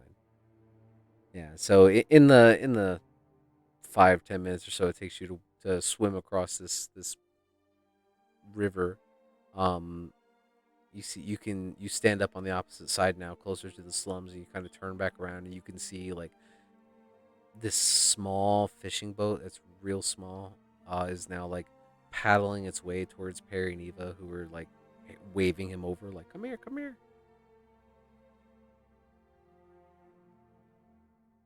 But eventually he pulls up close enough. No, you do not. 100 feet in 10 minutes. It's super slow, man. The fisherman pulls up to the group of you and he goes, "Oh, can I help you with something?" Yeah. Could you get us across the river? There's a few gold pieces in it for you. I certainly can help you do that. It's not a problem. can probably only take one of you at a time, if that's all right. Yeah, shouldn't be the big deal. Oh, sure. Who wants to hop in first? I guess Perry will. Sure. So it it takes a good back forth, a good 30-40 minutes for this older man to kind of like row one person at a time all the way across the opposite side and then offload you. And then he's trying to row as like quick as he can back to the other side of the river to pick up the next person. Um, Probably halfway through you going across, Ellis would probably just try to swim across. Because he doesn't seem the kind of person to want to wait like that. So he's gonna swim. Give him a roll. He makes it across without issue. Uh, Eva, Tizio, you guys jumping in the boat? I'll wait for the boat. Yeah. So yeah, I'll just swim across. are you okay? Make a Constitution check for me.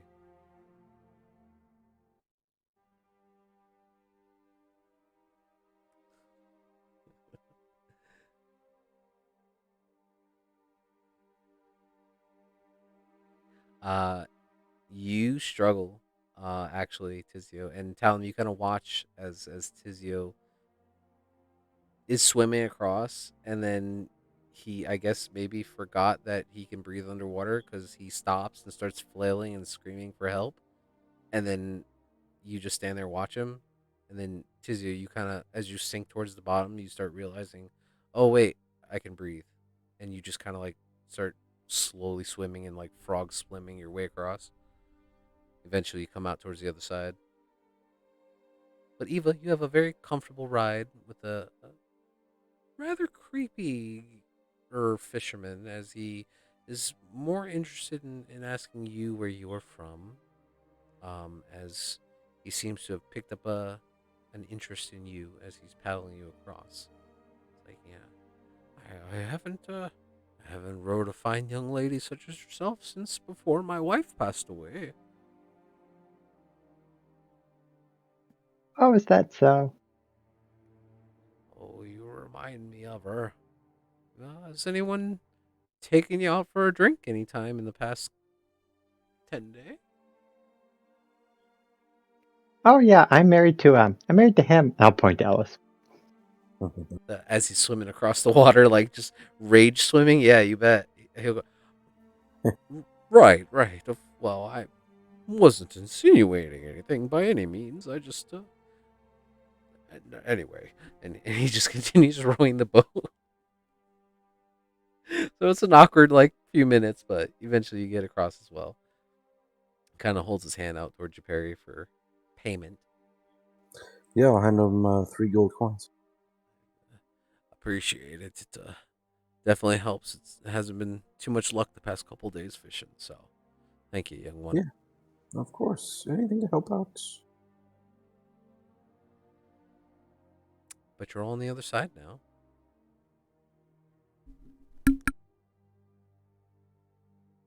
I've been getting a good read in on some of those novels I bought. Yeah, you had some downtime there for a minute. Yeah, I guess we'll go find our guy.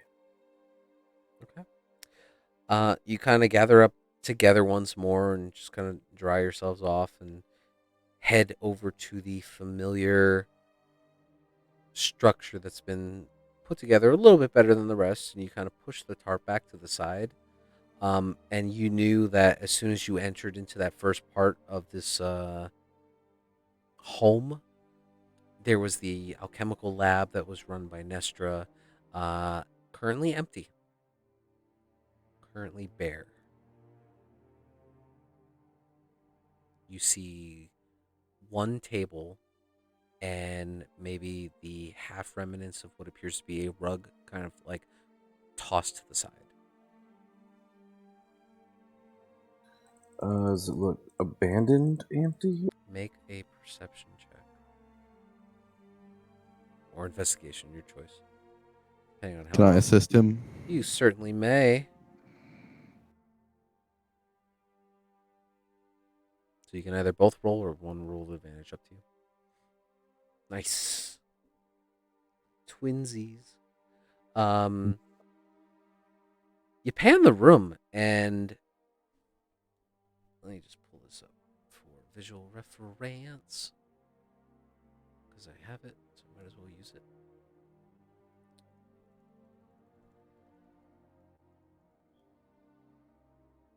Just so you get an idea. So you enter into the abode where the Crimson Five were held up, right? And there was a lot of various like crates and components and things like that that were scattered throughout the room. And like I said, like Nestra had a large number of different vials and beakers, some like Bunsen burner type things that were just constantly brewing stuff. It looks like nothing was left. You can see that on the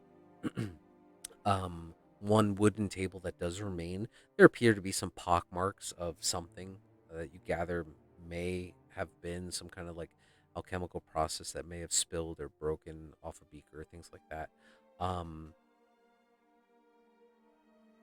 A little bit of panic starts to set in. You kind of like glance over towards the back of the room where you know that there was that trap door that led down, and you can see that there is a very dilapidated looking rug that was covering that door that's now kind of like been thrown to the side. Um, the door is partially closed. It's like semi ajar. Like it wasn't closed all the way, or it wasn't opened all the way. You're not sure. Mm. Hey Barry, you have the ability to go talk to people. Yeah, I don't really have it prepared today.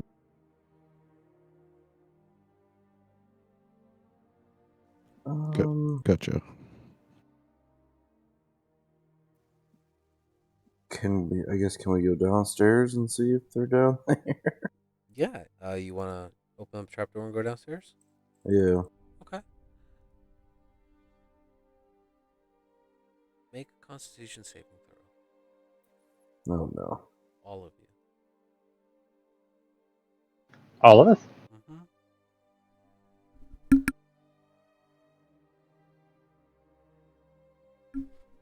You rolled twice, Eva.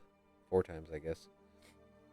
Whoops, sorry. No, you're good. Which one should I read? The first one, or did it double click? Just take the first roll. Okay. All right. And I gotta roll for Ellis, which he should be good on because he's a baller. Oh no! That's what I get for preempting him. Okay. So, let me roll some dice.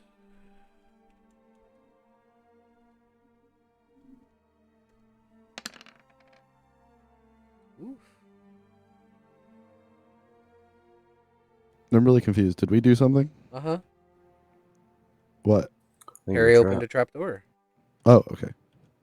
Perry went over and he grabbed the trapdoor, and as he did, as you kind of lifted the trapdoor open and swung it open, you heard this like ting, and as you notice it, as you open the trapdoor, this silver thread kind of snaps, and this small like canister or something begins to pop and spread out and encompasses the entire room that you guys are all standing in. Talum and Ellis takes 13 points of poison damage, and Ellis takes half of that. damage. Yeah, I know. So he takes 6.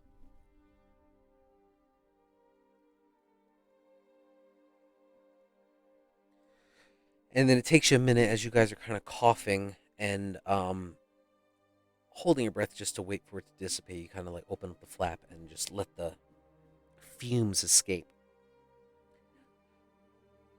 And you're a little off put by it, but the trapdoor's open. I guess I will proceed a little more cautiously now. Sure.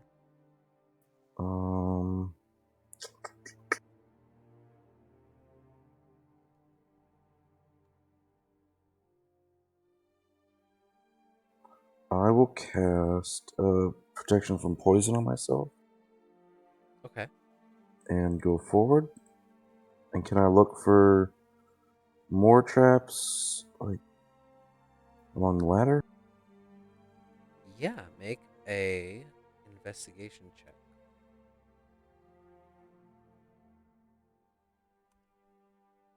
Okay. As you slowly start making your way down the ladder and you're just being very cautious as to like watch all the surrounding areas, you don't get the sense that there are any traps or anything like that on the ladder itself. And you can, and as you slowly, work your way down that ladder, you're not seeing any traps.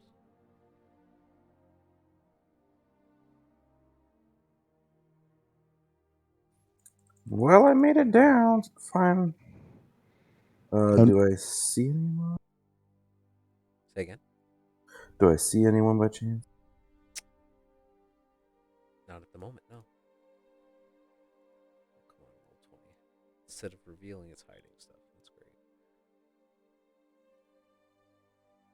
There it goes. No, at the moment you do not see anybody. You are currently down at like the base of the ladder.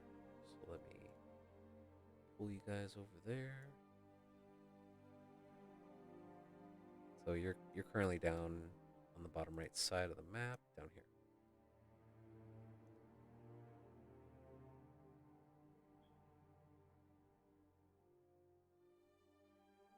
But if you want to walk forward a little bit and take a gander around, you certainly can. Do you have anything that gives you dark vision?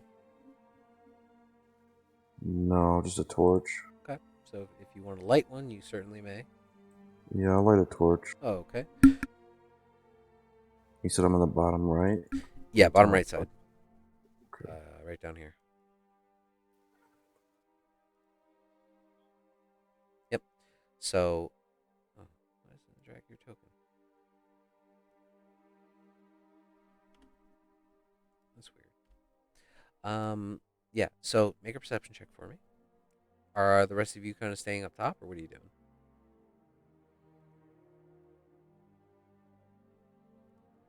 I'd be following. Okay.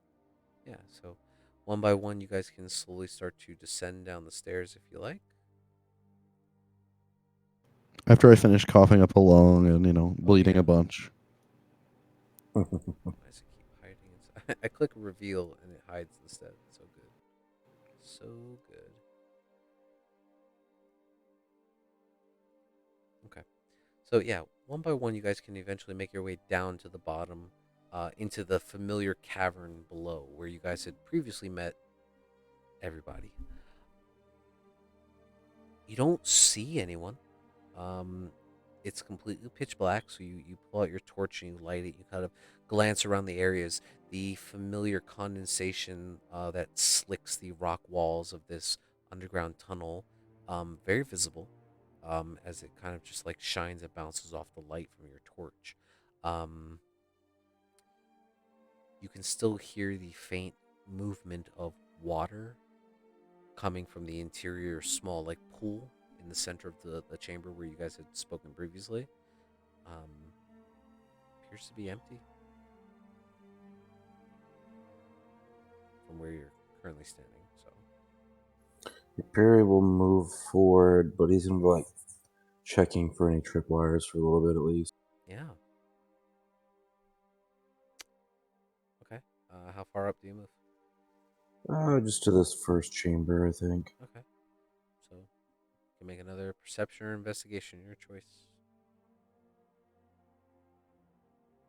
Oh, buddy. Nice.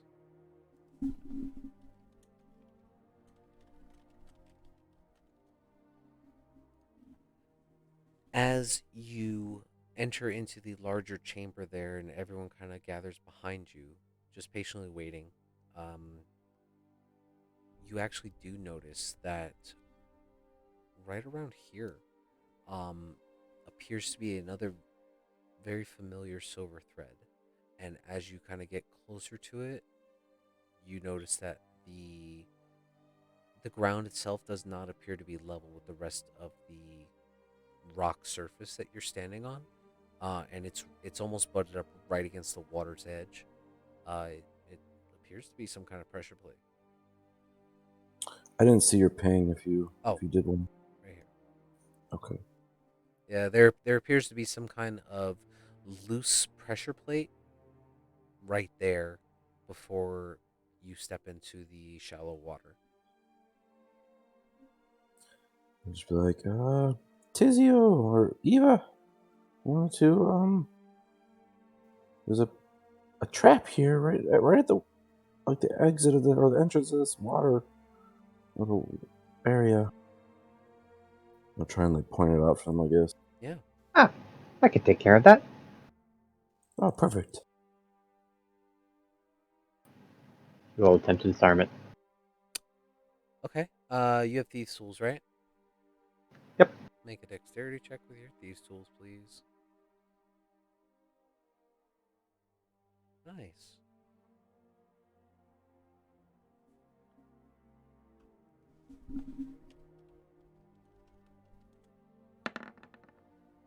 Okay.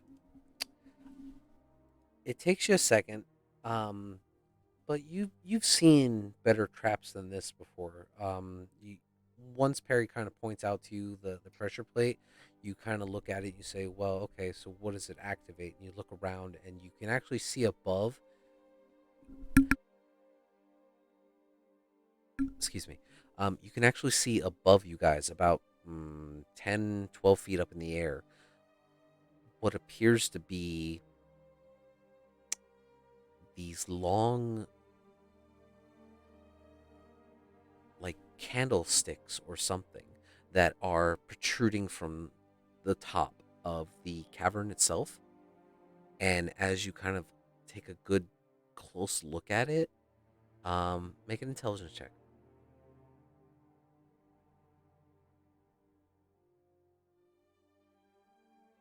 Yeah. It was 17, I think. I mean, you haven't seen any in person before, but we're, spending some time with Tizio and just your general background. This is dynamite. And so you kind of look at everything and you're like, super glad we didn't step on this. And you find the part of the pressure plate where the actual silver thread is run to it, and you snip that piece of silver thread and you keep that pressure on it, and you just kind of redirect it over to one of the rocks on the side and just tie it off.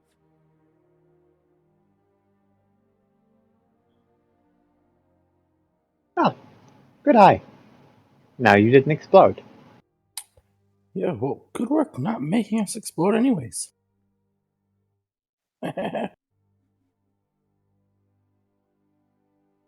They must not want us to find them. It is really odd. Are there any like tracks other than ours around, like on the ground? Make a survival check.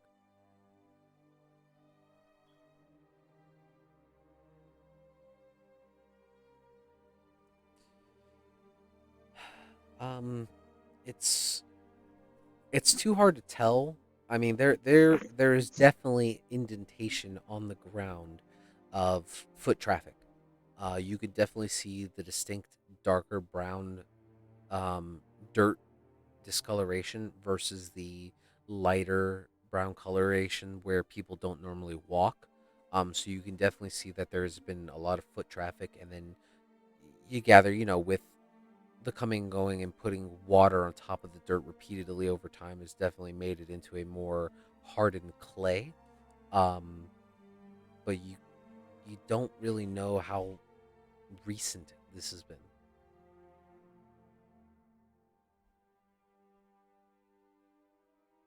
I don't know about you guys, but something just seems odd.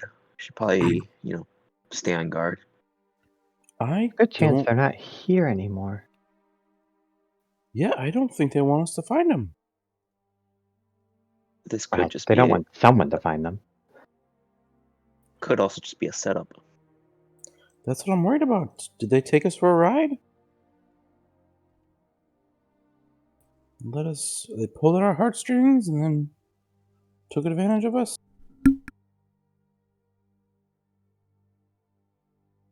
Oh, I guess. Should we ask some of the Should we ask some of the people, outside, if they've seen him? Well, I think we should keep pushing forward, maybe. At this point, I'll snap my bird alive and have him fly about. Okay. Your bat takes some time to just scout out the interior of the chamber. So the central chamber where the water is, it circles around the entire base of that area pretty thoroughly.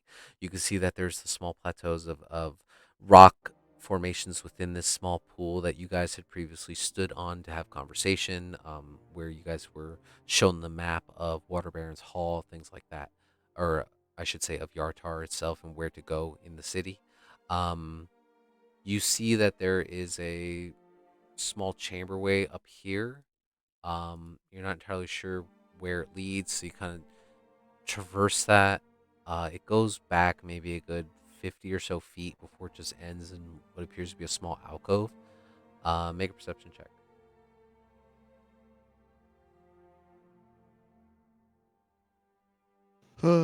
Character sheet. I think it's +1 for the bat. Okay, yeah. So in that back alcove, you can see that there appears to be like some remnants of like some straw rolls for bedding. What appears to be some like discarded food.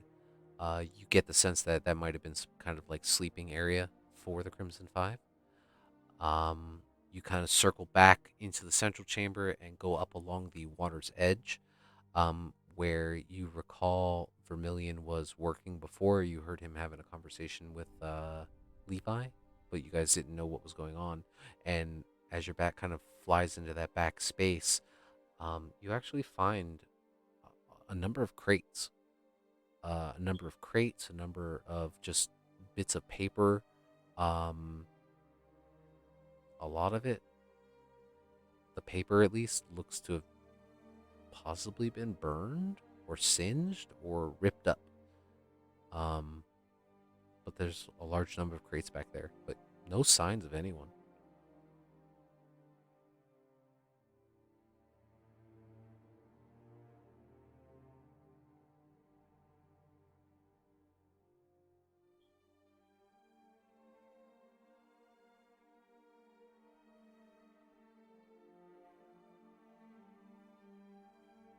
That's about what you see.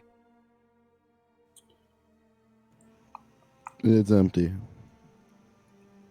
Well, yeah, I suppose we could go back and see what happened to them.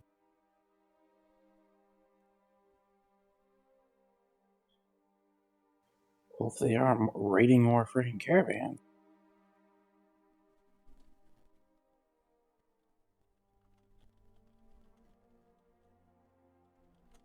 I mean, they could, but it just doesn't seem. I don't know. Something just doesn't seem right.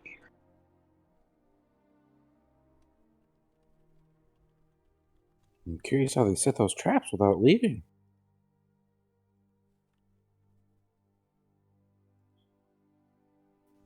But let's go. I say we go to ask around.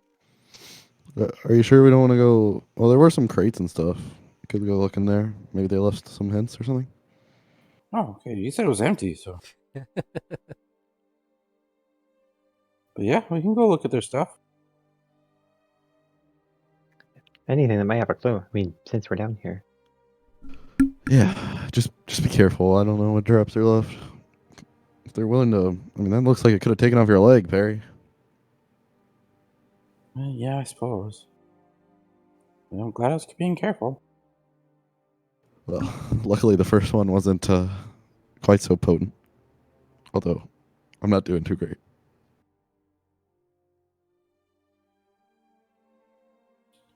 I can't heal you. You can't? What? The cleric with no healing spells today? Oh, this is great. I don't ever hold on to healing spells. It's my policy. I mean, that's fine.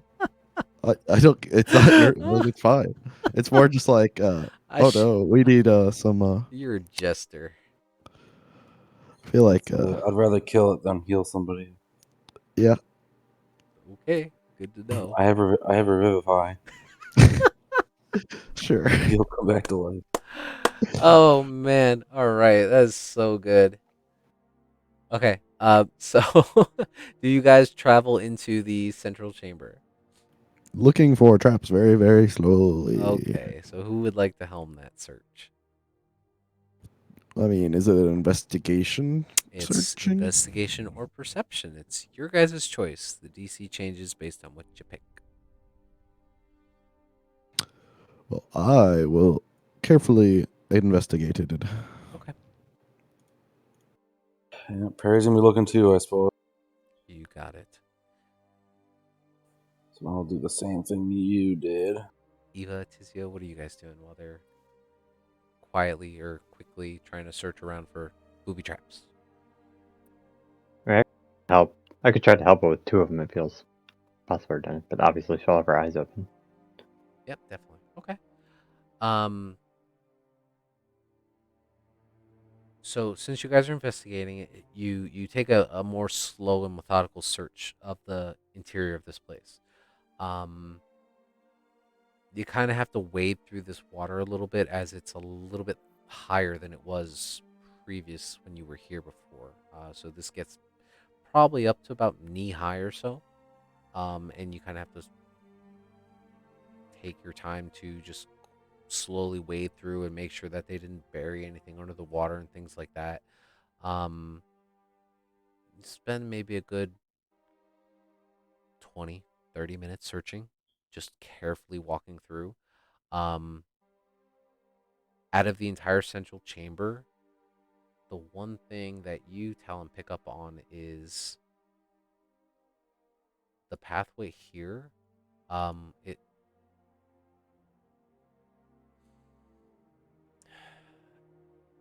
it looks cleaner than the rest. You can see that there are rocks and debris scattered all throughout this chamber as, over time, um bits of it have crumbled off and fallen down, and you gather that's just because of, just basic corrosion, especially because there's water in this space. It looks like that 5 foot pathway in particular just appears to have been just devoid of all rocks. Like it has been recently cleared out. So it's odd to see the scattered bits of rocks and dust, and then for this space to look so tidy.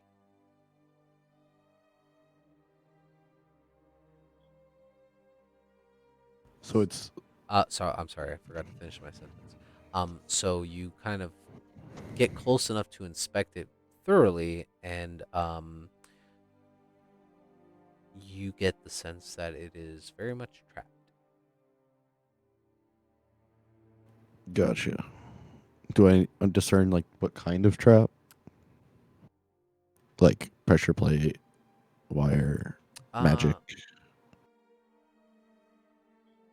This one appears to be magical in nature. Even though the area itself is clear, um, you can just make out what appears to be the faint lines of like scratches on top of the rock surface. And they're not complete, but it appears to form what you might recognize as some kind of rune or symbol or something like that. You're not entirely sure. We got a glyph over here. Some sort of magical trap. Well, Anybody that got dispel magic? Yeah, I can do that.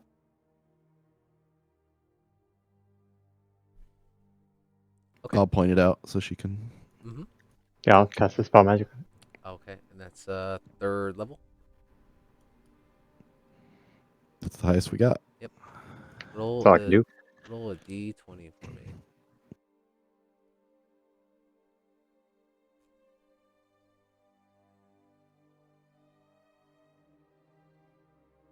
Man, Wait, is it for? Am I checking the DC?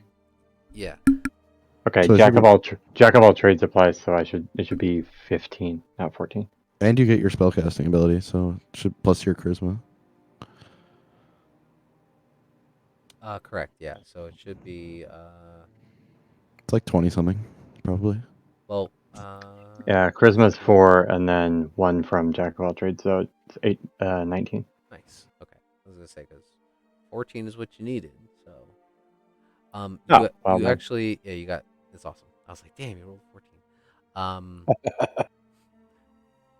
So you watch as Talon points it out to you, and there's a muttered under your breath, marking words, something that you don't normally do, especially because of your base of magic is more refined with song. But nevertheless, you know to cast this spell, and as you do, there's a loud sizzling sound before a you hear like a faint, like a puff, and you know that the spell had been dispelled.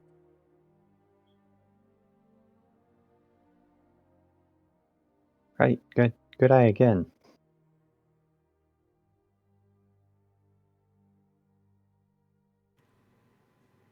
But apart from that, as you guys were investigating the chambers and everything, you kind of noticed that you didn't see anything out of ordinary leading up into this space up here. The only thing that caught your eye was over here. Well, if there's no more traps, we continue on and keep looking. Sure. Yes. Okay. So, to the northwest, that smaller alcove, as you guys enter into that space there, um, you definitely get the sense here that this appeared to be some kind of sleeping quarters. There appears to be 5 or 6 rough indentations in the ground. Um, there's a couple bits of bedding like from straw rolls. You definitely see that there's some bits of like apple core and thing that are just kind of discarded in the space. Um, you also see that there's what appears to be a small like fire pit or something that was constructed in the center is now completely burnt out. Whatever ash was left in the center. Um, Nothing really of note in that space. So when you kind of come back out, you trek up this sloping water into the other smaller alcove in the northeast side. There are at least a dozen crates. They are all marked with Theodore Enterprises mark on them.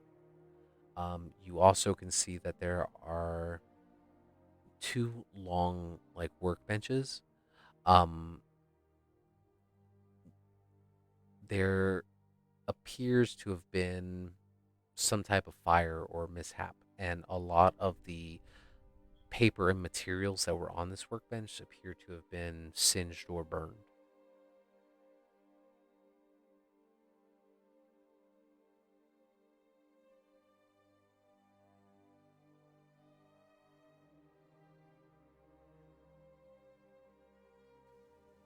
So we're for sure it's a mishap.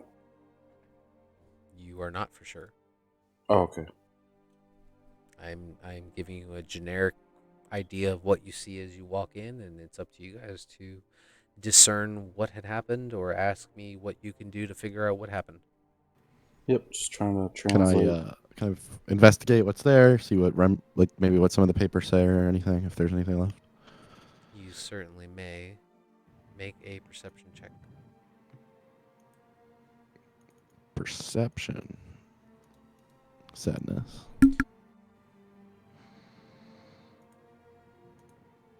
Well, I mean, if you want to take longer to search through, you can make an investigation. It's up to you. So just add 7 to that roll. Sure. So So 18 18. total. Okay. What is everybody else doing? I would like to look in the crates to see if there's anything left. Okay. Eva, Tizio.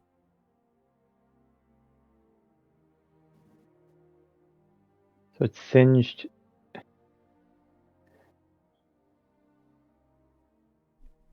I heard singed. How? Yeah. So it's how much is singed? A lot of it. Make an intelligence check.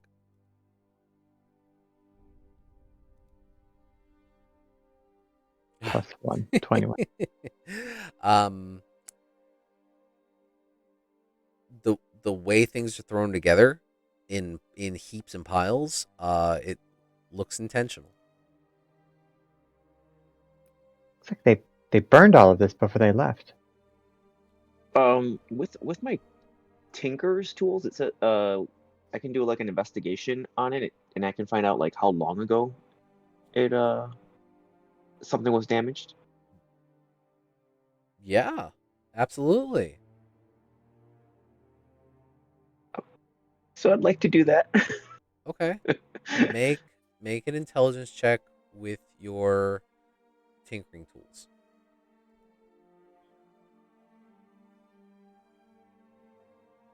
The best.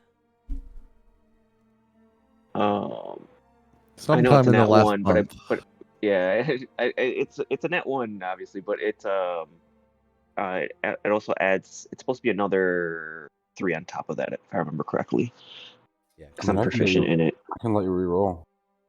Oh, all right then. It's up to you on that one. Yeah, I mean, Perry, you see him actively like taking out these like small bits of chemicals and stuff and trying to discern something with this burnt paper. Yep, my luckiness helps you out. Nice. Yes, I believe 28. Okay. Taking a quick glance at this paper, and just how it doesn't crumble away immediately. It actually takes a bit of pressure before it crumbles up, and you recognize that as very, very recent. This has been performed within the past 24 hours. But as you are digging through and discerning that information, Talum, you are kind of sifting through and trying to make sense of what didn't get burned. A lot of it is just black smears of parchment, and it's almost impossible to read anything off of it. But at the very bottom of the pile, something that did not seem to have catched completely, you kind of brush away the top layer, and you see what appears to be 2 partial notes. And they are kind of singed on the one note is kind of singed on the upper left, and one is singed on the bottom right. I don't have those uploaded yet, so I will get them to you. But essentially, what it says is, as soon as we replacement of Water Baron, then it will be time for us to. But first, you must take care of them. The second note says, "What's taking so long? I thought that was going to contact you upon. Do not disappoint me again, Levi." And it's actually signed on the bottom left side, Garrett.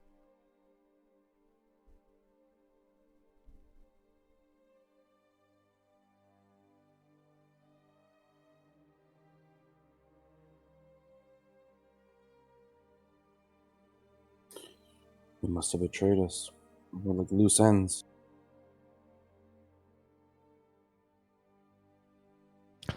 Well, I plan on being one hell of a loose end.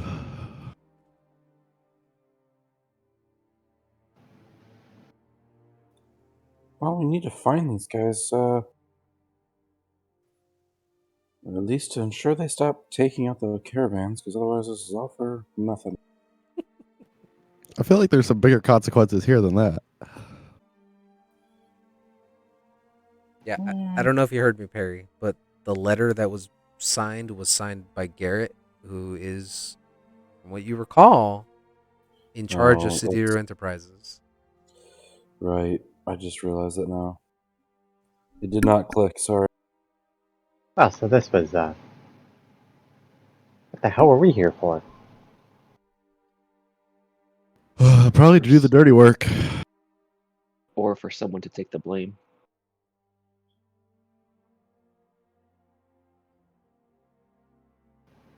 I have no interest in that. Can we even go back to Waterdeep now? Or?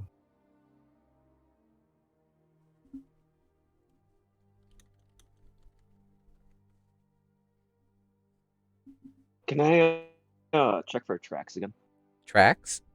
Yeah. See, like if they, you know, they left. Obviously, I'm assuming through the way we came in, but just secret passage or something like that they have here that they may have gone off out from.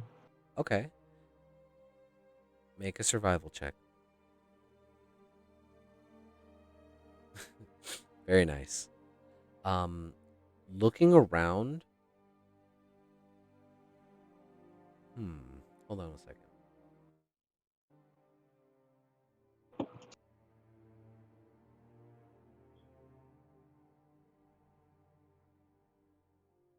Okay. Looking around, you don't see any immediate like trap doors or secret passages that lead further in through this tunnel system. A lot of this rock face appears to be just that very solid wall that doesn't have anything like hidden behind it. Um, and you see Perry now starting to crack open some of these crates and just trying to check the inventory, what's left inside. Um, you do happen to notice that some of the crates seem to be stacked in a particularly, you know, odd order. They appear to be purposely like stacked up away from everything else. And you're not entirely sure why. And you kind of go over and you try to shift one over, and it's actually pretty light. These crates appear to be empty on the inside, and as you kind of like push them away from the wall, you actually notice that there is a very narrow alcove, maybe 2 or so feet wide. Um, Not big enough for a person to fit through, but you kind of reach your hand in there anyway, and you pull out what appears to be this very long, maybe 4 foot long parchment. And as you kind of like pull it through the crack and from behind the crate and you start to unfurl it, it's like 4 foot by like 7 foot. Jeez. It is a huge fucking piece of parchment. The hell Guys, is I that? found something. Well, what is it? So you kind of let it unfurl itself and it curls up at the edges, but you have to lay it down on the floor here within this interior. Make for you this would be an intelligence check. Just straight intelligence.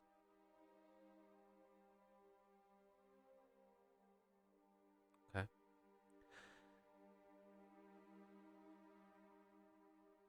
It is written in a lot of symbols and writing that you don't understand. However, you get a pretty good gist of what this is. This looks like a blueprint.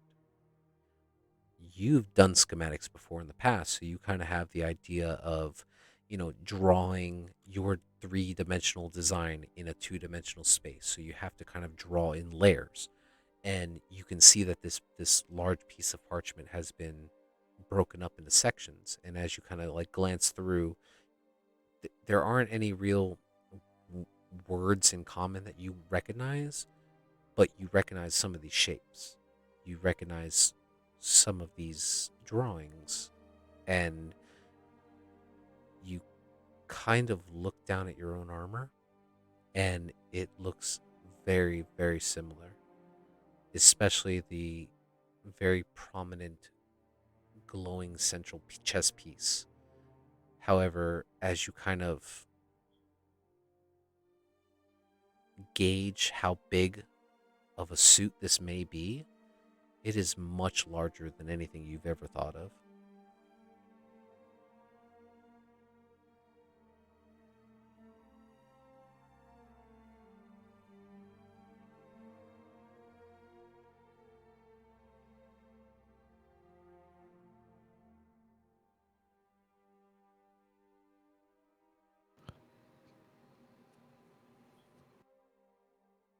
I think I'm gonna need a bigger gauntlet.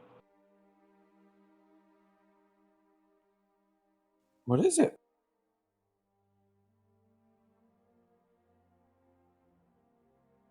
I roll it out, and everyone is able to see everything. It looks like schematics for you know something big.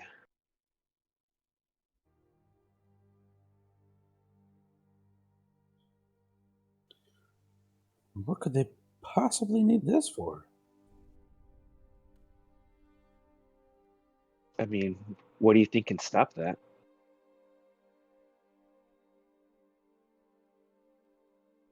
How many fireballs do you think is going to stop that, Talon? Well, I could probably melt it, but Yeah, but stand still. something that big can move?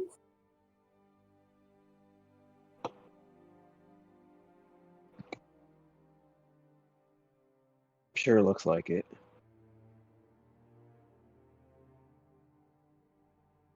Does it have like a date, a signature of who designed it or anything like that? Taking a look at it, it doesn't have a date or signature on there. Um,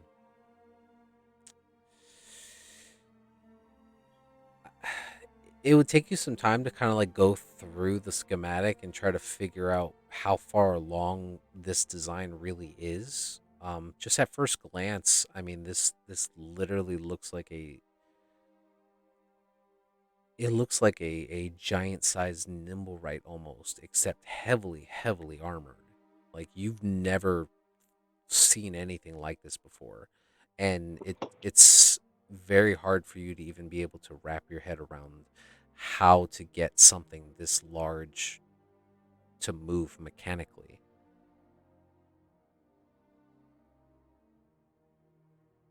With a lot of gunpowder, probably, as fuel.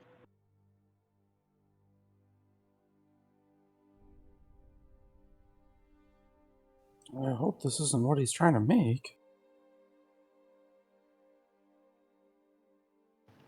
Seems like a bigger game than Yartar.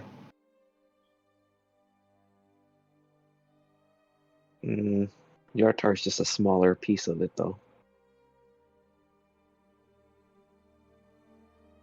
So what's the whole thing? Is it water deep?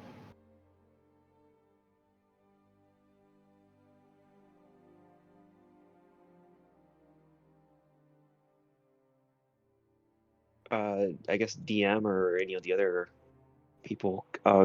What is Yartar like? I guess big for like any exports, mining type stuff. Thought we did fish, right? I mean, one of Yartar's biggest agricultural things is fish, yes, but they are a roadmap for a much for the import and export of goods throughout the city. I'm actually surprised. 1 second. They are primarily responsible for the trade routes coming from the east and things that are heading out to the east. So they are a central hub, if you will, for merchants coming in and out. So while they have their own agricultural stuff that helps them maintain feeding their citizens and things like that, their primary source of income is they're essentially a gateway for trade, if that makes sense. if they control Yartar, then they can probably, you know, like hide certain trades, I guess, if that makes sense. You know, it like You mean smuggle? You mean smuggle stuff in? yes, yes. Oh, great. This is gonna take a lot of steel, and you know, it's something like that's very unnoticeable. Or excuse me, it's gonna be very noticeable. So if they can control, if they can hide these shipments, I think that's why they wanted Yartar.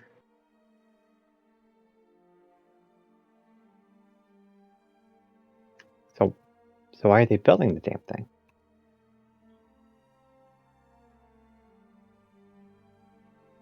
They did talk about a war that they're trying to fight.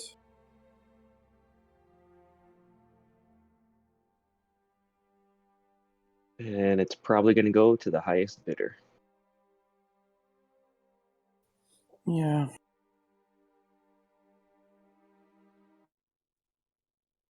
And now we're just loose ends for the whole thing.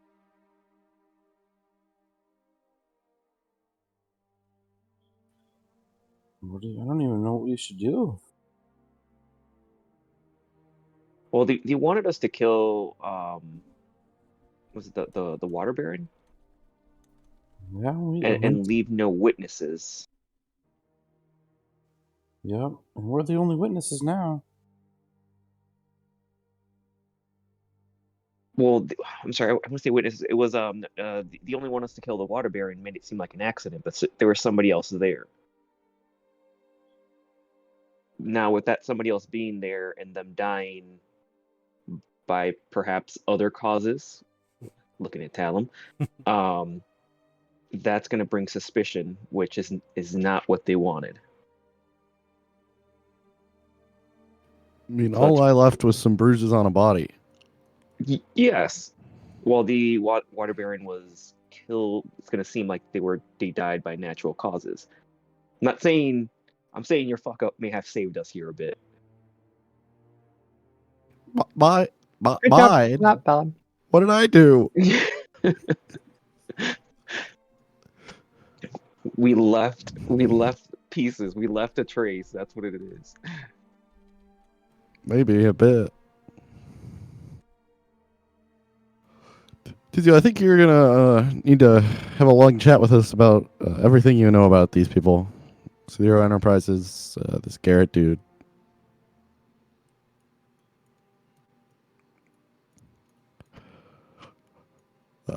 Well, we need to figure out a way to go forward at this point. I think we go forward by making sure you're not abducted by a magical water genie thing. Just lay low for a bit. Well, Wait for this thing to blow over. go to Baldur's Gate and get that sorted. Then we can come deal with whatever this mess is. Maybe they can help us. Have a pint in Baldur's Gate. Yeah, something like that. Oh man. Do we want to go to Waterdeep at all? Check on the inn? I mean, if they're done stealing gunpowder, we can at least go get our gold and get some supplies. It's kind of on the way back to we can head to Waterdeep, maybe catch a boat to Baldur's Gate. If I remember from the map, it's a pretty long walk. Probably a lot easier to do by boat. Yeah.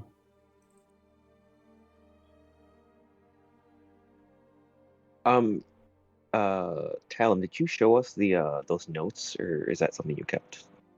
Oh yeah, I shared it. No. But we should definitely keep that. That's also a something that can help us out, especially since that's Garrett's signature there.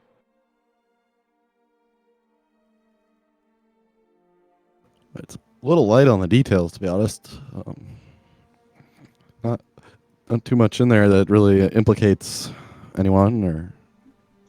No, correct, but it's something that can back us up if when Also, the tides come against us, I guess. I don't really know what official avenues we got. I mean, we did just assassinate a leader of a city. Yeah, we're kind of screwed if this goes official. I mean, there's not really much tying it back to us except a couple of people who know our faces, but it's more just like we're not going to be able to like talk to the Blackstaff or something, or the Queen of Waterdeep. I don't forget her name, Open Lord, and they're like we did something pretty illegal. So even if it was in best, what we thought was a good reason, like we don't really have official channels. We got to sort this ourselves. Whether that's ignore it and just kind of let it play out, or track him down and get a little bit bloodier. Where do we go from here? Any ideas, guys? I think we go to Baldur's Gate. We're on that timetable with the other thing. I think we have to let this one dangle. Pretty much have to. We can't afford Perry being, that Enslaved contract going magically. badly.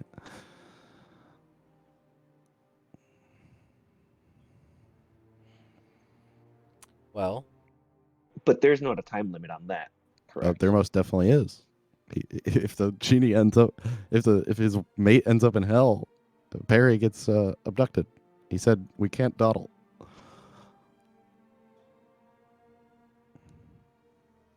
Well,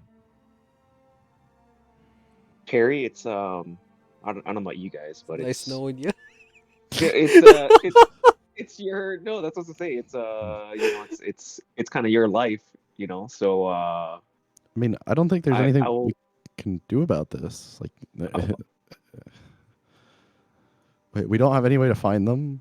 I mean, I think we're just gonna have to wait for some consequences to occur, and maybe we can follow them based on their consequences. But like, Yeah, I agree. Unless we're gonna go track these guys down. which I really don't think we have time to do right now.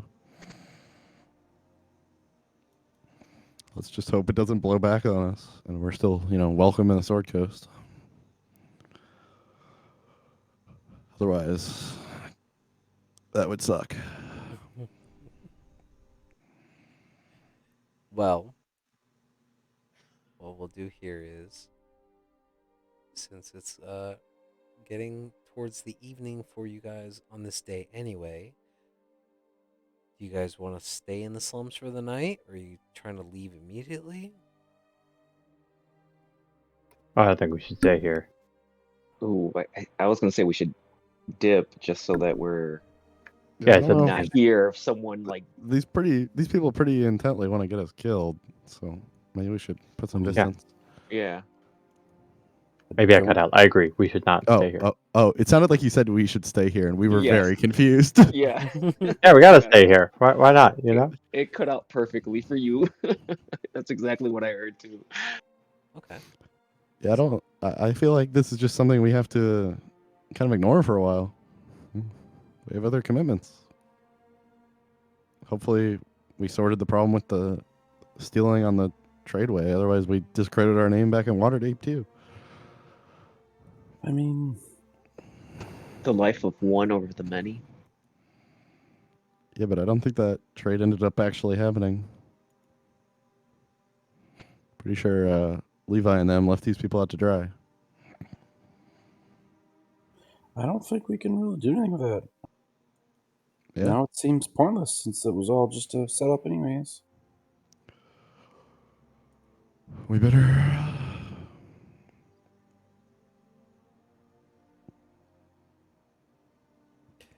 Okay. So, what we'll do is then we'll leave it here. Take the remainder of this week to figure out which route you guys are going to take and come up with a plan on what your priorities are. And then when we pick up next week, we will see if you guys. Hello. Yeah. Sorry. No, I hit the wrong button. Oh, I'm you're sorry. good. We'll see if you guys decide to hunt down the Crimson Five, or confront Garrett, or travel on down to Baldur's Gate and see what's going on with this interesting revelation from Perry's past. All this and more next time on Dungeons and Dragons. I hope you guys had fun. Yeah, it was And great. I I've thought been you said sitting on this for 2 weeks. No kidding. It's I terrible. could have sworn the DM said that we leveled up right at the end. Mm. I could have. I'm not sure if it was just static So or everyone what, is level 6 except Tizio, who's level 5. I mean, we were already level 6, so Got that's a 'em. bad break for Tizio. Yeah, exactly. Congratulations, Tizio, you leveled Damn. down. First Damn person that in wish 5e spell. history. I feel like it wouldn't be a D&D episode without someone asking to level up. Oh, because I forgot It's to been a mention bit. this, Perry, inside the crates was a bunch of gunpowder. There's smoke Oh, powder, I okay. should say. A Gotcha. lot of smoke powder left. But yeah, this is kind of touching base on all of you and none of you at the same time. So I'm curious to see how you guys handle this. Tizio, you need to involve your friends more in your life. I'll think about it. Your No, I do. 2 sentence explanations are like, I do. it's all about you, man. It's your life coming back to bite you in the butt. What are you gonna do about it? I feel like I Cover my don't even butt. know you, Tizio. I don't even know Tizio anymore, and I read his backstory. A lot of people don't. See, it just makes it that more plausible that he killed his own parents. It does add that suspense. Yeah. I don't know.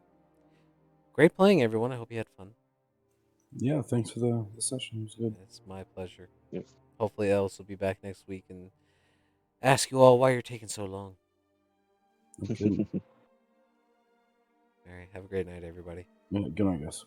I think Have a so. good night, guys. Are we playing Rocket League? And thank you for everyone who watched tonight's episode. If you enjoyed, please feel free to check us out on Sundays at 7 p.m. Central Time. We try to play weekly, unless something happens with the family or personal events. Then obviously we push off and try to notify everyone when needed. But thank you so much for stopping by. We really appreciate it. Hope you all enjoyed.